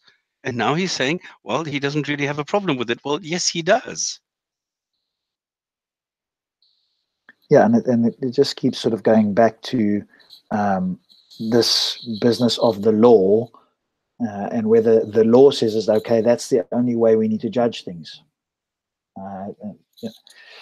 And of course it's not. That's how we change things, by talking about the law, whether it's right or wrong. Exactly. We look at something, we analyze it, we inspect it, and then we have an informed discussion about it, and that's how we form our decisions. And that's the way that it works, because I cannot form an opinion without looking at the facts, and I can't form my opinion without understanding what I'm talking about, I think, at least. Seem to think that they have their way and it doesn't matter about the rest of humanity. So although, you know, a lot of people talk about freedom of speech, which is, like I said, I totally agree with it.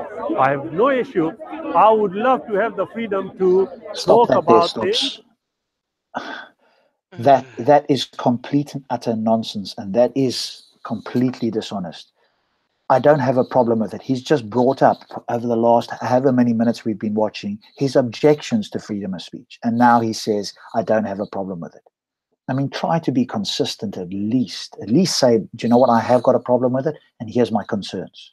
But don't say I don't have a problem with it when the last 15 or 20 minutes you've been telling us all the problems you see with it. But not to the extent where it might potentially cause harm to the other person. Yeah, like I said earlier on. Huh? Has he just flipped it again? Yeah. Now he's back again. I'm okay with it, except when it does X, Y, and Z. No, I've got no problem with it. I've been arguing for 20 minutes, except when this happens. You wonder whether he can remember what he himself is saying here. I don't think so. It's just word salad coming out. Me and Paris are having a conversation and I am about to say something, then it behoves me to say to Paris, look, I'm about to say something. It may sound offensive. I don't mean it that way, but it is in the context of the discussion. Yeah? So it is vitally important to retain freedom of speech. Vital. Look, exchange of... No, it's not. It's vital to keep limited speech. At least try and get it accurate. My word, this sounds ridiculous. How many times has he contradicted himself in the last couple of minutes? I mean, it's like he hopes nobody will notice, because he doesn't want to say the words limited speech, so he keeps saying the word freedom of speech, but just say, hey, I'm for limited speech. Now we know where you stand, which is obvious from everything you've said anyway. Lily pointed out, because it's not but it's however. Yeah. Either one, which is a negation. clamped down on if any kind of unreasonable control is put on the freedom of us being able to say what we want. You see, there's a difference here. That was just The word majority salad. of the people, What he just said there was a word salad. That was an incoherent sentence. But I'm going to say a few words, talk string about them together. Carry on. freedom of speech in an absolute sense. That's what they do. Oh no, we must have the right. Okay. Do you have the right? Yes. Can I also have the same right, but I will take it 2 times worse than you do? Then I will be told, no, you can't do that. Why? Who will tell you you can't do that? Who will tell you you can't do that? I will say you can do it, so don't make up nonsense. Exactly. Do you have the right? Yes, you've got the right. We forget that when we are talking about freedom of speech, it is and has to be within the law. No, it doesn't. Yeah? So, like I said, if I were to say... Okay. When we're talking about the principle of freedom of speech, we are not referring to the law, which is what she originally started with. Remember, guys, pay attention here, because you're going to go off on sidetracks. You're going to go off everywhere. This is like Strictly Come Dancing, the radio show, the TV show here. We're going to dance around this. You're going to forget what your original question was. You've got to keep it in mind. Which I was not aware was illegal, the police officer will still arrest me. If it went to court, in mitigation, I can say, look, honestly, I didn't know. And some statements, witnesses confirming I genuinely didn't know. But you know what? I'm going to have to apologize. What about when, for instance, when we had laws like blasphemy laws, like yes. even in the past here, yes. And or like when we had laws, or when we had views of how the universe works, like how the sun and the earth was related, which was the center. Yeah. And then people like Galileo came along and yes. they said something contrary. Yes. They were people who blasphemed against the church. So it was people who denied the current world. The world view. Of the universe. Yes. They would be told that that's hate speech. Yes. They would be informed that that's hate speech, and they would be told they're not allowed to say that. Yeah. You know what? You're right. But you know what? Like I said earlier in Paris, restricting it to such an extent, curtails ideas. That's what I said earlier on. And the very thing you have mentioned is entirely appropriate in the context of the discussion. You see, when Galileo talked about the universe, or when these others talked about the model not being the way. Do you understand anything here that he's saying, or is it? No. Again, if you go back a little, I don't want you to go back, but if you do, look at the body language. There's about 12, 15 seconds ago, the hands glow. It's very. If you watch the whole body, you can pick up a lot of signs that the body is like tense. When you make fists, it's like there's a frustration, a tension there. It's not with what she's saying. It's with that he doesn't have an argument. So the body tenses up. There was a pause there. It's like, I don't know what to say here, and then the word salad comes out. Because you've got to be seen to be saying something. If you pause and you're like, you don't know, let me think about that. I mean, that sounds weak. So the body is doing things that he can't prevent, no matter how word salad it is. Just pay attention to the body language. It's very telling. And no, I don't need Jesus Christ. I prefer spaghetti bolognese. Church saw the model, okay? The power of the church meant that they were able to get these people imprisoned. Yeah. Yes? That's the other thing there, Stops. That was not even... We talked about it earlier. If you listen to how often he utters what's called truisms, so statements that are trivially true. The church had the power to imprison people. Well, of course they did. That doesn't add anything to the argument. What I should do one day is just to show people how fatuous these truisms, making these statements are. You and I should have a discussion, and all I'm going to do is utter truisms. You'll get to a point where you're pulling your hair out. I will add zero to the discussion. In fact, I'll make the discussion so frustrating for you and everybody else. You go, I've got to do something about this. So he'll utter these truism statements that are trivially true that add zero to the kind of thing about the church. Or, for example, you just pay attention to how often that happens as well, just to say some words. Yeah, because when you talk, you can say things which are true or maybe not true. And if you talk a lot, you can say things which are a lot of true and a lot of not true. Or something. Yeah, like that. Exactly. Respectfully, Paris, it had nothing to do with freedom of speech. It had to do with ideas, the way they held. Yeah? Now, watch this. Of course it had to do with said, freedom you know of what? speech. I think the world is not the earth is not the center of the universe. Yeah. They are saying, no, scripture says it is as an example. Yeah? Did he say something? Yes, he did. Now, was his ability to analyze things curtailed? The answer is yes. Yes, but the idea of freedom of speech at that time was, I would suggest, non-existent. Okay? At that time, Again, if you look at her body language, this is complete nonsense. And she's already made the point that, you know, he was restricted at that point. So Shabir is saying, yes, freedom of speech. He's agreeing that it was restricted. She's going, you know, this is not a good thing. And he hasn't really got a response to that. So I'll repeat it. I'll throw in a few more truisms, but I haven't got anything else to say against this. Because really what he should be going is, hey, yeah, I agree. You know, what he said, you know, that's wrong. They should have allowed him to say that. But he's now just babbling back what she said to him as if that's a response. He's just like literally replaying what she's saying as if he's responding, but he's actually not responding if you pay attention. But what he's adding is just a lot of hand waving. Yes, because there's not a lot being said there. So of course, if you do things with your hands, if the body moves in certain ways, it looks like you're having a deep conversation, and you're doing exactly the opposite in this case. TJ, welcome. Do you want to add anything to the video? Do you want to comment on something, or will you pop in whenever you feel like it? I don't know, man. You know, there's really not much to say. This guy's pretty funny. I mean, I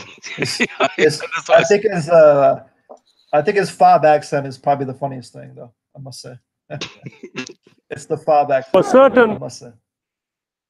What? Sorry, the far back? No, his fob accent. Oh, okay. Yeah. Whatever is Shabir diarrheaing about? Yeah. governing bodies that had an Oh, is that what Paul Williams in the background there on the left? Yes, possibly. absolute authority. Yeah? As things progressed, and as we found out more, there was a... Sorry, I'm just sidetracked now. I'm focusing on him. Why I'm asking is I am surprised that he is coming to Speaker's Corner after he's announced that he's left Islam. So I'm very surprised. This is before that. I'm pretty sure this is before. Ah, okay, that would explain it. That would explain it. Because at the moment, I think that he is not... well, I can't imagine that he would be so welcome at the moment. So this is why I was surprised. Then it makes sense. Thank you. Yeah, from what you would call the religious governance, it moved away into what we call secular governance. Right. Yeah. However, the mistakes historically we do not want to repeat. Yeah. So when the idea of freedom of speech came, I can, in our contemporary history, I can trace it back to the time Salman Rushdie released his book Satanic Verses. Okay? Then it all broke. People were saying he should not be allowed to write this book. The book should be banned. The book should be burned, etc., etc. Yeah. Okay? Then started a momentum. Wait a minute, you can't stop us from writing what we want. Yeah. You can't stop us from saying what we want. Yeah. Excellent. I have no problem with that. Yeah. However, my view is that if language is going to ultimately extend to a situation where It is just obscurantism and semantic nonsense, isn't it? The more you listen, isn't it? The more you just go, this guy is just waffling, complete nonsense. I agree with freedom of speech, but in this case, if this, and it's just repeating the same thing. And history is what happened in the past. And because those things happened, we call them history. And because in history, we have certain events which are still having an impact today, which is why they are called historical, and therefore freedom of speech. People are going to be killed, as happened in Germany, then we need to reevaluate exactly where we should draw the line. Yeah, except what about, I understand, I think what you're saying is really clarifies a lot. Yeah. So thank you for that. No problem. What is it actually clarified though? I think and remember the question, what was her thing? She talked about Galileo, you know, not being allowed to, and of course we've completely gone off that. There was just a bit of repeating back to her about the same thing, and then off we went on to Salman Rushdie. Yeah. Back when the church was in the medieval times. Yes.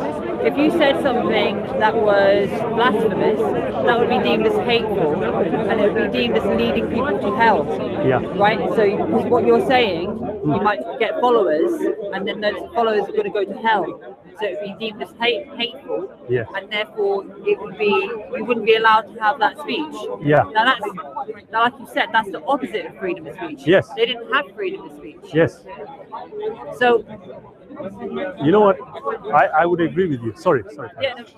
Yeah, I would agree with you. You see, even today, if I were to say, you know what? I don't think there is a God. Okay. Yeah. If I say that, then of necessity, any attribution to a man considered to be a prophet of God also is out of the equation, isn't it? Logically speaking, if I don't accept the notion of a creator, then the very idea of accepting prophets goes out of the window also. Okay.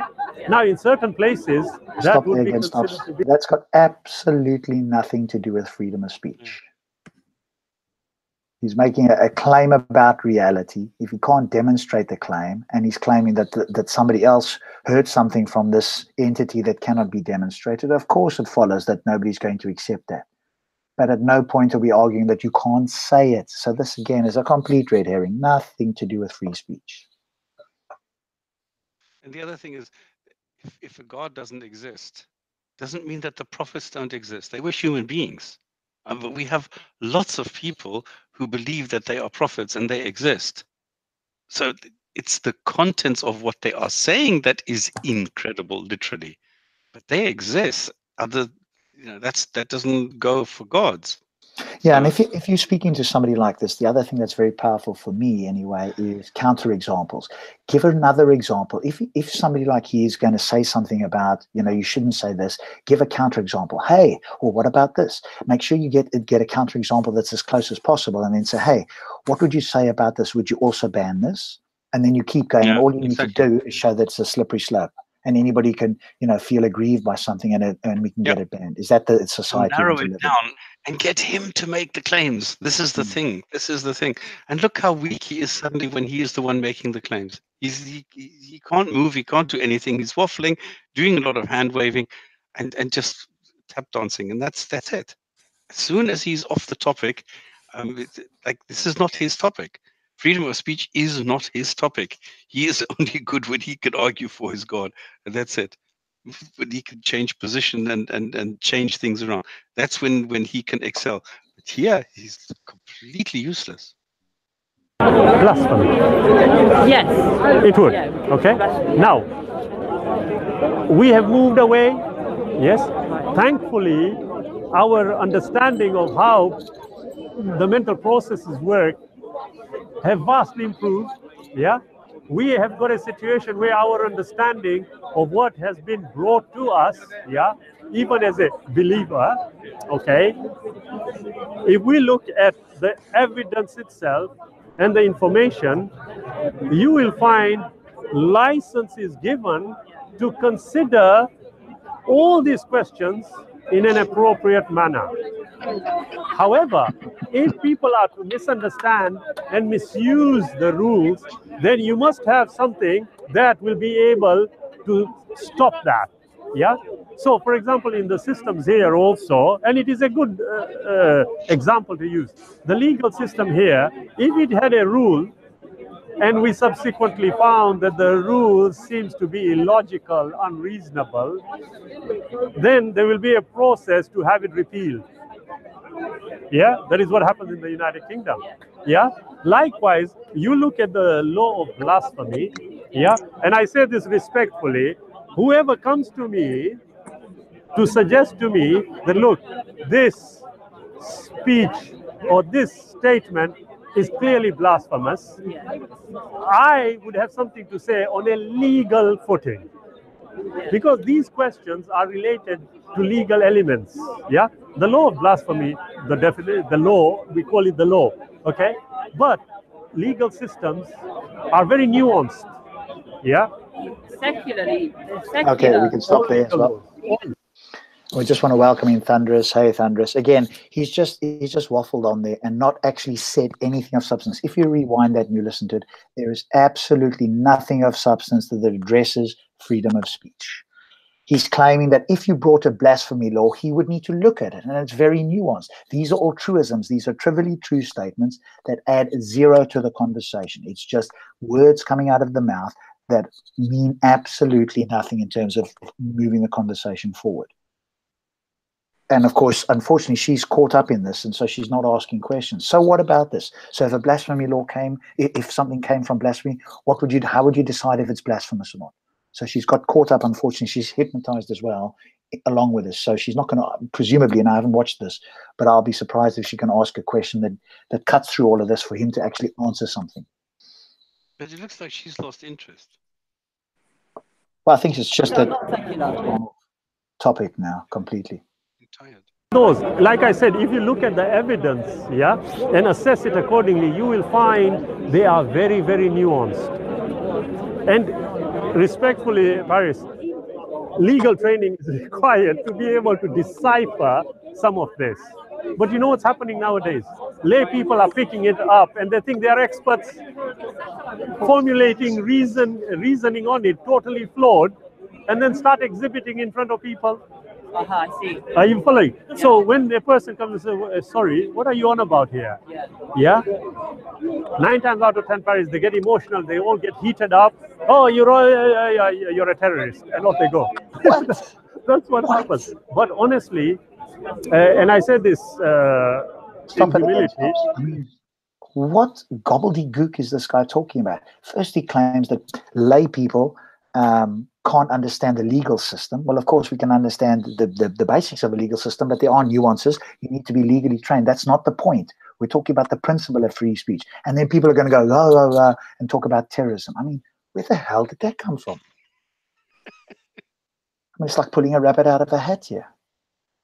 It's coming from the age-old arguments, isn't it? He's trying to set up the point that he's being very ambiguous deliberately, because he's trying to set a precedent where basically everybody else doesn't have the right to say or speak in the way that they want to have free speech, but Muslims can because we're the victims.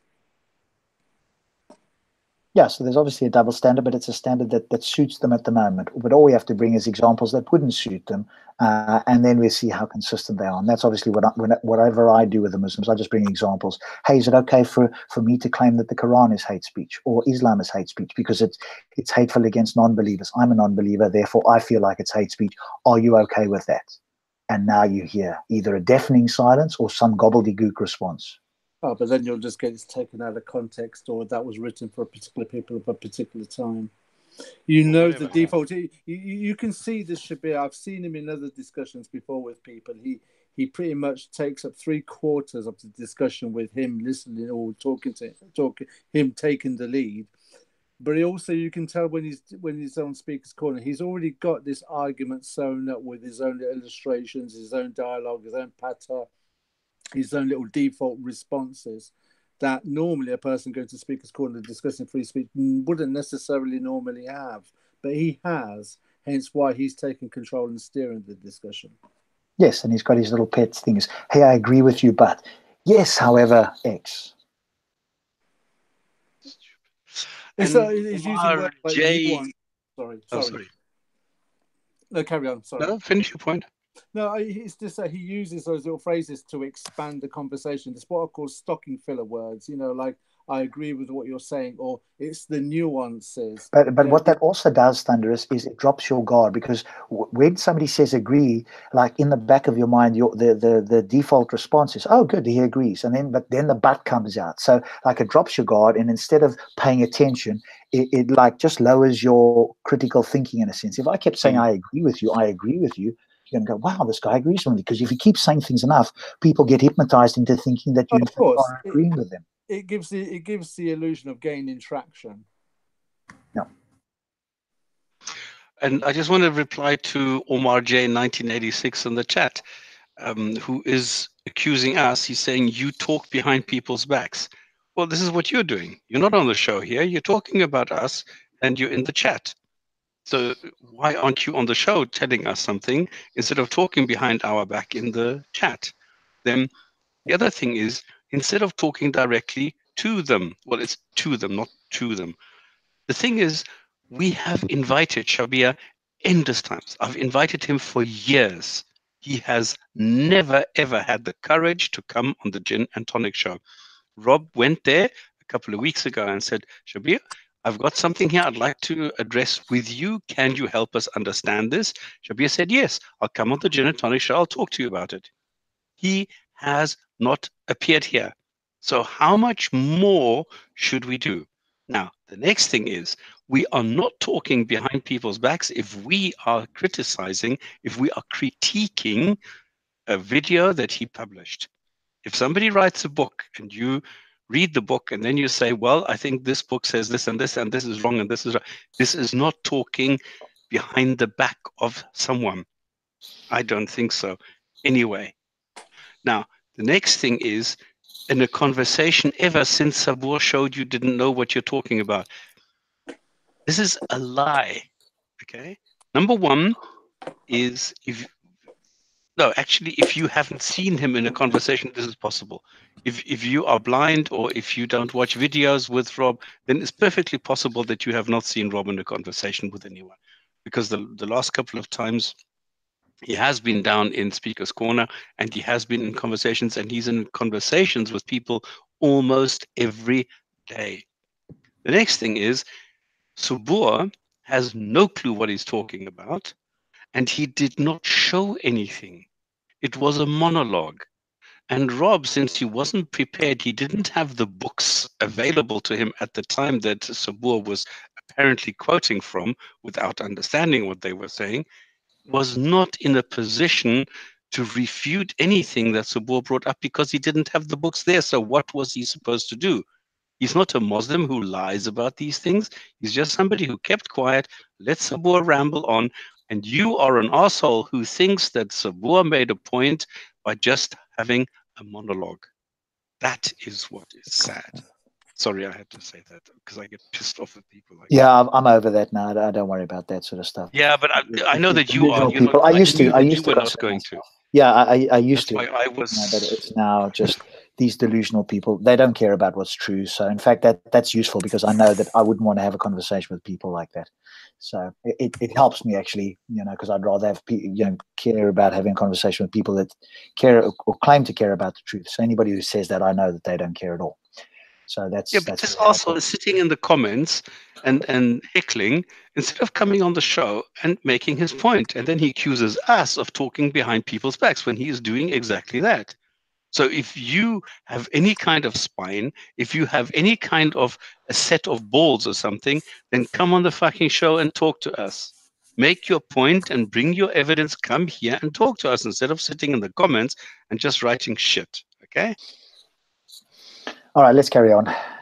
I have a legal background, and I've. Are we talking? What are we talking about now? Sorry, I lost it now. Are we still? This is not freedom of speech. This is what? Oh, this is if there are laws. Okay, how does society get to laws, and how is a blasphemy law justified? I've looked at all this, the blasphemy rules in Islam. I've looked at the old blasphemy laws here. Medieval. Yes, the medieval ones are also here. And you can see a clear trend that, look, whoever was interpreting this had got it totally wrong. Yeah? Now, it's not easy to say depending on which part of the world you are in. I grant that. However, like I said earlier on, we need to raise our boundaries collectively as human beings, yeah, and reassess all the evidence that we have and consider it on the information that is available today. Yes. Yeah, and you will find, honestly, Paris, I don't think there is any reasonable Muslim, yeah, as a Muslim I'm saying this, as a reasonable Muslim who is going to curtail freedom of speech the way we are talking about it. Like I said, they are Muslims are critiquing, are they stopping freedom of speech all the time? What he's saying is, hey, Muslims are not going to interfere if you limit speech, which is what they want already. This is like a circular, tautology. Muslims are not going to worry if we've got limited speech. They're not going to challenge limited speech, is what he's actually saying. Well, of course not, because that's exactly what they want, is limited speech. But he did say that earlier on at some point, he turned around and made a comment about the layman not understanding law. Then he turns around and says, oh, I've got some law experience. Well, how is it any different from the layman? What is exactly law experience? See, I personally went to school and then college, and I studied O-level law. Does that mean that I've got law experience too? I mean, he's very vague with his law experience. He isn't exactly explaining what his law experience is. So he's giving the impression, I know what I'm talking about. Then he starts talking about Sharia, which is irrelevant to the conversation because we're talking about UK law, a political, not religious law. So he's giving the impression he's trying to take control again by having the high intellectual and moral upper ground. Yeah. Go and stops. There are legal parameters, okay, beyond which you can discuss and say what you want. However, there is what you would call an overriding principle from an Islamic perspective. I'm just adding it in. The principle is a very simple and clear one, that whatever you say or do, yeah, make sure you do not hurt the feelings. Now the feelings.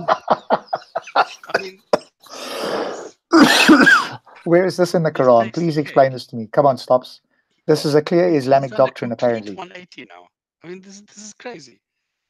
He just said he doesn't care. Then he says, well, we shouldn't. Then he says, well, actually, he doesn't mind. I mean, this was 30 seconds ago that he said that we should not. And now he says, you shouldn't. What the hell is this guy's position? What is he trying to tell us? I don't get it. Now he's saying the Islamic position is you shouldn't hurt people's feelings. Where is that in the Quran or the Hadiths? Did Muhammad do that? Did any of his followers do that, etc.? Well, the thing is, if anybody hurt Muhammad's feelings, he had them killed.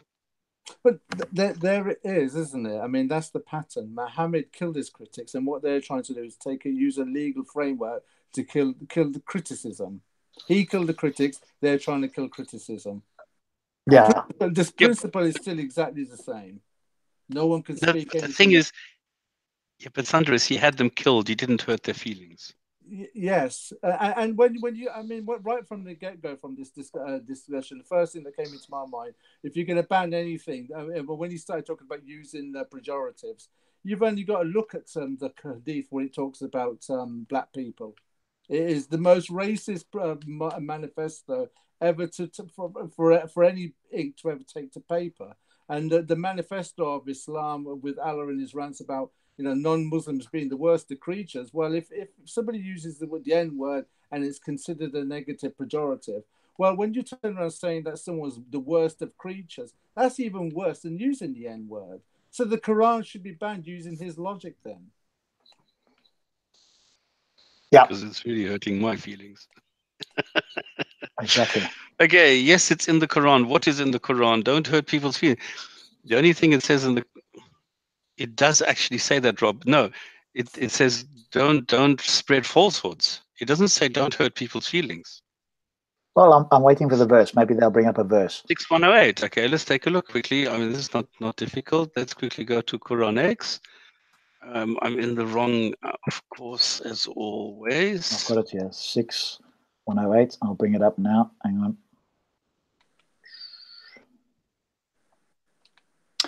Let's just go with Yusuf Ali. Revile not ye those whom ye call upon besides Allah, lest they out of spite revile Allah in their ignorance. Thus we have made alluring to each people its own doings. In the end will they return to their Lord, and we shall tell them the truth of all they did. Okay, that's totally different. A totally different topic. It's do not insult those who worship other than God. It has nothing to do with don't hurt the feelings of Muslims. Sorry. Again. Means subjective. Yeah. Do not hurt the feelings of people. Yeah. If it is within the law, it's a separate issue. But even outside. What? Don't hurt the feelings of other people. If it's in the law, it's a different issue. What does that mean? Yeah, well, exactly. As a human being, the most important thing that I must consider is my fellow human beings. And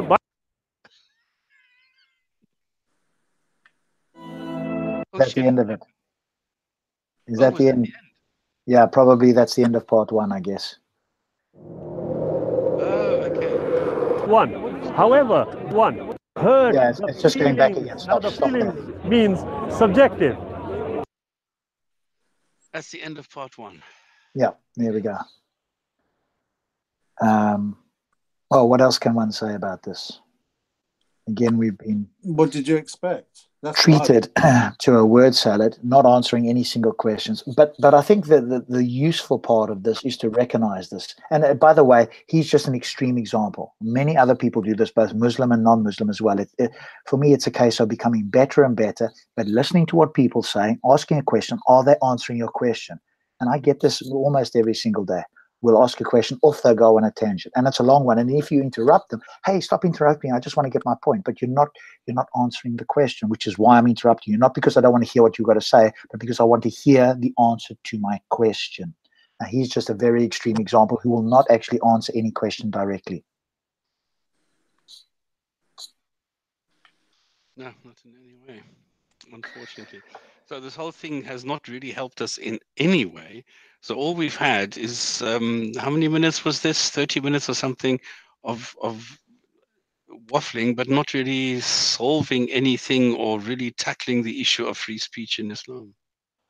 I mean, this is the norm, though. I mean, there's very weak arguments against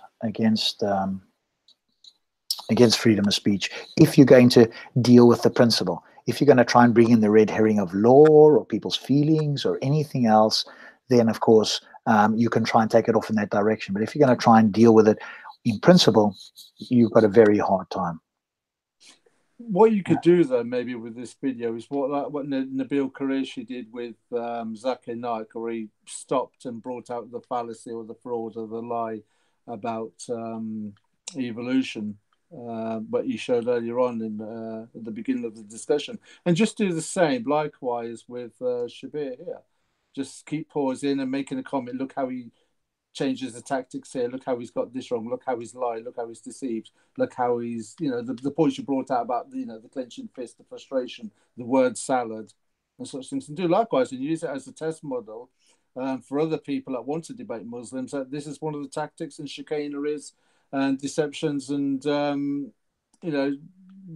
tools that they will use to try and tongue-tie you, outspeak you, and confuse you. Yeah, I just think he's a very, very prime example of the obscurantism. And like I say, if you focus in on his body language and you watch what happens, very difficult to control the body. You can speak gobbledygook, but the body will, if you're paying attention and you know what you're looking at, the body will do certain things that show the uncomfortableness, the uncertainty, whatever the case is. And that's much more difficult to hide. And so, it's just a very extreme example of just saying gobbledygook, words coming out, a lot of truisms, things that are trivially true that add zero to a conversation. And that seemingly is some kind of a response. And the sad thing, I think Stops has mentioned as well, is so many Muslims think this is just amazing. This guy is just, this is very deep conversation. And I'm like, you just have no clue what you're listening to. That's why I'm saying edit the video and put those points in. Yeah, if I had the time and the inclination to do it, I could just go through all of these things and just put in all the things here. It's just, do I want to spend the time doing that? There's so many other things. I mean, that's why we do once in a while, we'll do a critique like this, just to remind people of what's going on here and maybe offer a few suggestions. If you're in a situation like that with somebody, you probably won't be with somebody as extreme as that, but at least you can pick up on some of the things that are going on. And practice. I think if you're interested in this, I've done Shabir. Say again? I've done Shabir videos. I've done quite a few where I have analyzed what he said and critiqued the videos where he's, published videos like this. Yes. I mean, Stops has done quite a bit of history on, doing this. And he knows me. I mean, we've been chatting for a hell of a long time. And a lot of times he said, yeah, I'll come on the Jinn&Tonic show. Yes. And then what happened? Nothing. He's all mouth. He's a big mouth, nothing else. Well, obviously, you don't want to be seen to be not wanting to come on. Then obviously that looks bad. But if you say you're going to do something and you just don't do it and everybody forgets, well, that's kind of okay. Because eventually people will forget. That's why he goes down Speaker's Corner, because he goes to speak to people that he can get away with. He's just there to flatter his own ego. That's all it is. That's why he won't debate. He's like Faker Nike. They won't debate anybody of any credibility or knowledge, because then he knows what will happen to him if he comes against somebody who is learned on a particular subject. He's going to get humiliated by it. Hence why they'll never debate anybody of any credibility. And he's just another example of type. Well, speaking of which, hopefully there will be an interesting debate happening next month. I'll leave it at that for the moment, where the Muslims won't be able to escape with this. So somebody credible with research, with knowledge, will be debating next month at some point, and we'll look forward to it. And I'll talk more about it closer to the time once everything is confirmed. So just remember I said that. Hopefully, of course, the respondents will be forthcoming. So we'll leave it at that for now. How often are you guys down Speaker's Corner? I don't go very often. Stops is in another country. I go down maybe once a month and a half. It's it's expensive and very long for me to get down there. So, if you don't mind me asking, whereabouts in the country are you coming from then? I won't say exactly, but at least my train trip is at least 3.5 hours, 3 hours 45, give or take, something like that. Yeah, fair enough. That's one way. I wasn't prying or anything like that. And the reason, my motive for asking was perhaps we can meet on one occasion, maybe make a plan of it. Oh, yes. I mean, and actually meet down there, because I live about 110 miles away from there anyway. So, I mean, I wish I lived that close, quote unquote, that close. So we'll wait and see what happens. But if anything exciting is happening or anything's coming up, then obviously we can arrange that. So, yeah. But it's funny, and I read this somewhere in the comments. Somebody said, yeah, why don't I come down to Speaker's Corner and talk to him? Well, number one, it's really for me. I mean, I'm not going to go sit in a plane and do all this and jump through hoops just to go to Speaker's Corner when we don't live in the 7th century anymore. We're in the 21st century. We have telecommunications. Okay, we can do these things nowadays where I don't have to travel physically to another country to go and speak to somebody. This is quite weird that people say, well, come down to Speaker's Corner. Well, who the fuck am I to go to Speaker's Corner when I could talk to the guy online? I mean, this is crazy. The other thing is, I have, like, for example, I've been in Ike's ear, and I've asked Shabir, do you believe that ants can communicate with humans? And he very clearly said, yes, I believe that ants can communicate with humans. And I've made this into a video. I've put it out there so everybody can see, yes, it has happened. The same way as Rob and I, we spoke to Shabir on occasion, and he's made a total fool of himself. So, there's no real discussion that anyone can have with Shabir Yusuf if one knows a little bit, if you've read the Quran, forget it. There is nothing that you can talk to him about because he will simply avoid anything that anyone can say who knows a little bit about the Quran. And there we are. Anything anybody else want to add to that? If you're a viewer and you want to join us, then now's your opportunity.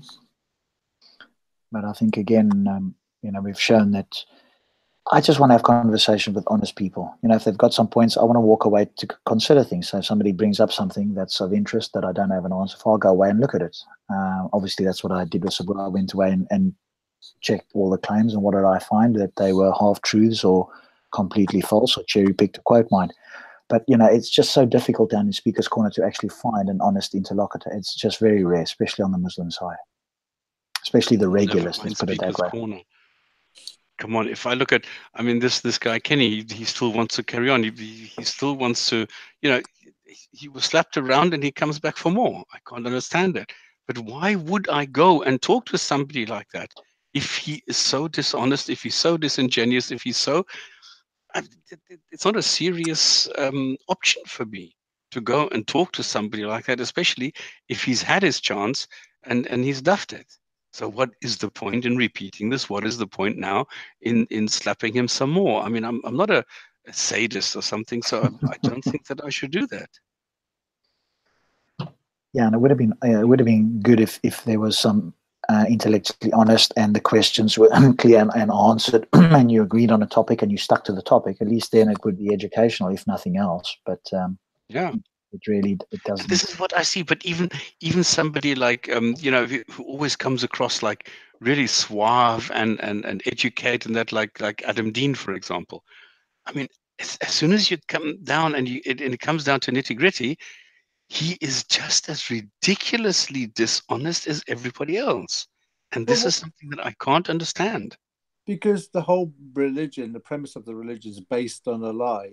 It's based on dishonesty. So all you're ever going to get is dishonesty. There's not going to be any truth or fact or logic coming from dishonesty. Yeah, but it's amazing that they are rational human beings. They are. Adam Dean is educated. Okay, he can articulate himself, much better than most other Muslims can, or Mehdi Hassan. He's a bloody journalist. He's on TV all the time, and yet when you start discussing religion, you start discussing their God with them, they're like kids. And this is what I stand there and I think, what? It's quite strange. Yeah, all the philosophy in the world and the knowledge of the natural world is not going to help you, if you have a poor foundation, and that's where they all struggle. So, they might have a philosophical background or some other information that they've got expertise in, but bring it back to the Quran and how does that, compare with the natural world or other critiques of the Quran, and then they're in the same position as the rest of the Muslims. Maybe they can articulate it in some way, but it's not any more... it doesn't. There's no more weight behind the critique or the responses. Go ahead. Can I just add something on that? Because I had this conversation with TJ several weeks ago. There is another dimension to the Muslim religion that has to be taken into consideration as well. And it's not so much the Muslim religion; it's the Asian culture where pride and respect in the community and the expectations of parents. The culture has a major role to play in the mind of Asian people as well, in the way that they think and their world outlook. So when you're talking about, can't they see it's because of the logic and the rationale and because of the fact that, these factors have to play, but also play into the mind. Because I remember growing up that some people could see that it's like, and still I know some people, they call themselves Muslim. They know it's wrong. They know it's a fraud, but it's the culture and the fear of ostracism in the community. It's the fear of bringing reproach on the family name. These also play a major factor as to why people won't leave Islam and will defend it, even though they know they're defending a lie. Yeah. Because you can say the same thing about Hinduism and Sikhism. These could be easily explained away with the same rationale and logic that you're using against the Quran, but you won't find you'll gain much traction there either. No, it's adherence to this because the worldview revolves around it. So very difficult to give it up. Yeah. Good. Stops, have we got a hadith of the day? Indeed. All right, all yours, sir. Narrated Abdullah from Sahih Bukhari 221-245. A person was mentioned before the Prophet, and he was told that he had kept on sleeping till morning and had not got up for the prayer. The Prophet said, Satan urinated in his ears. You're taking the piss. I wish I were. No.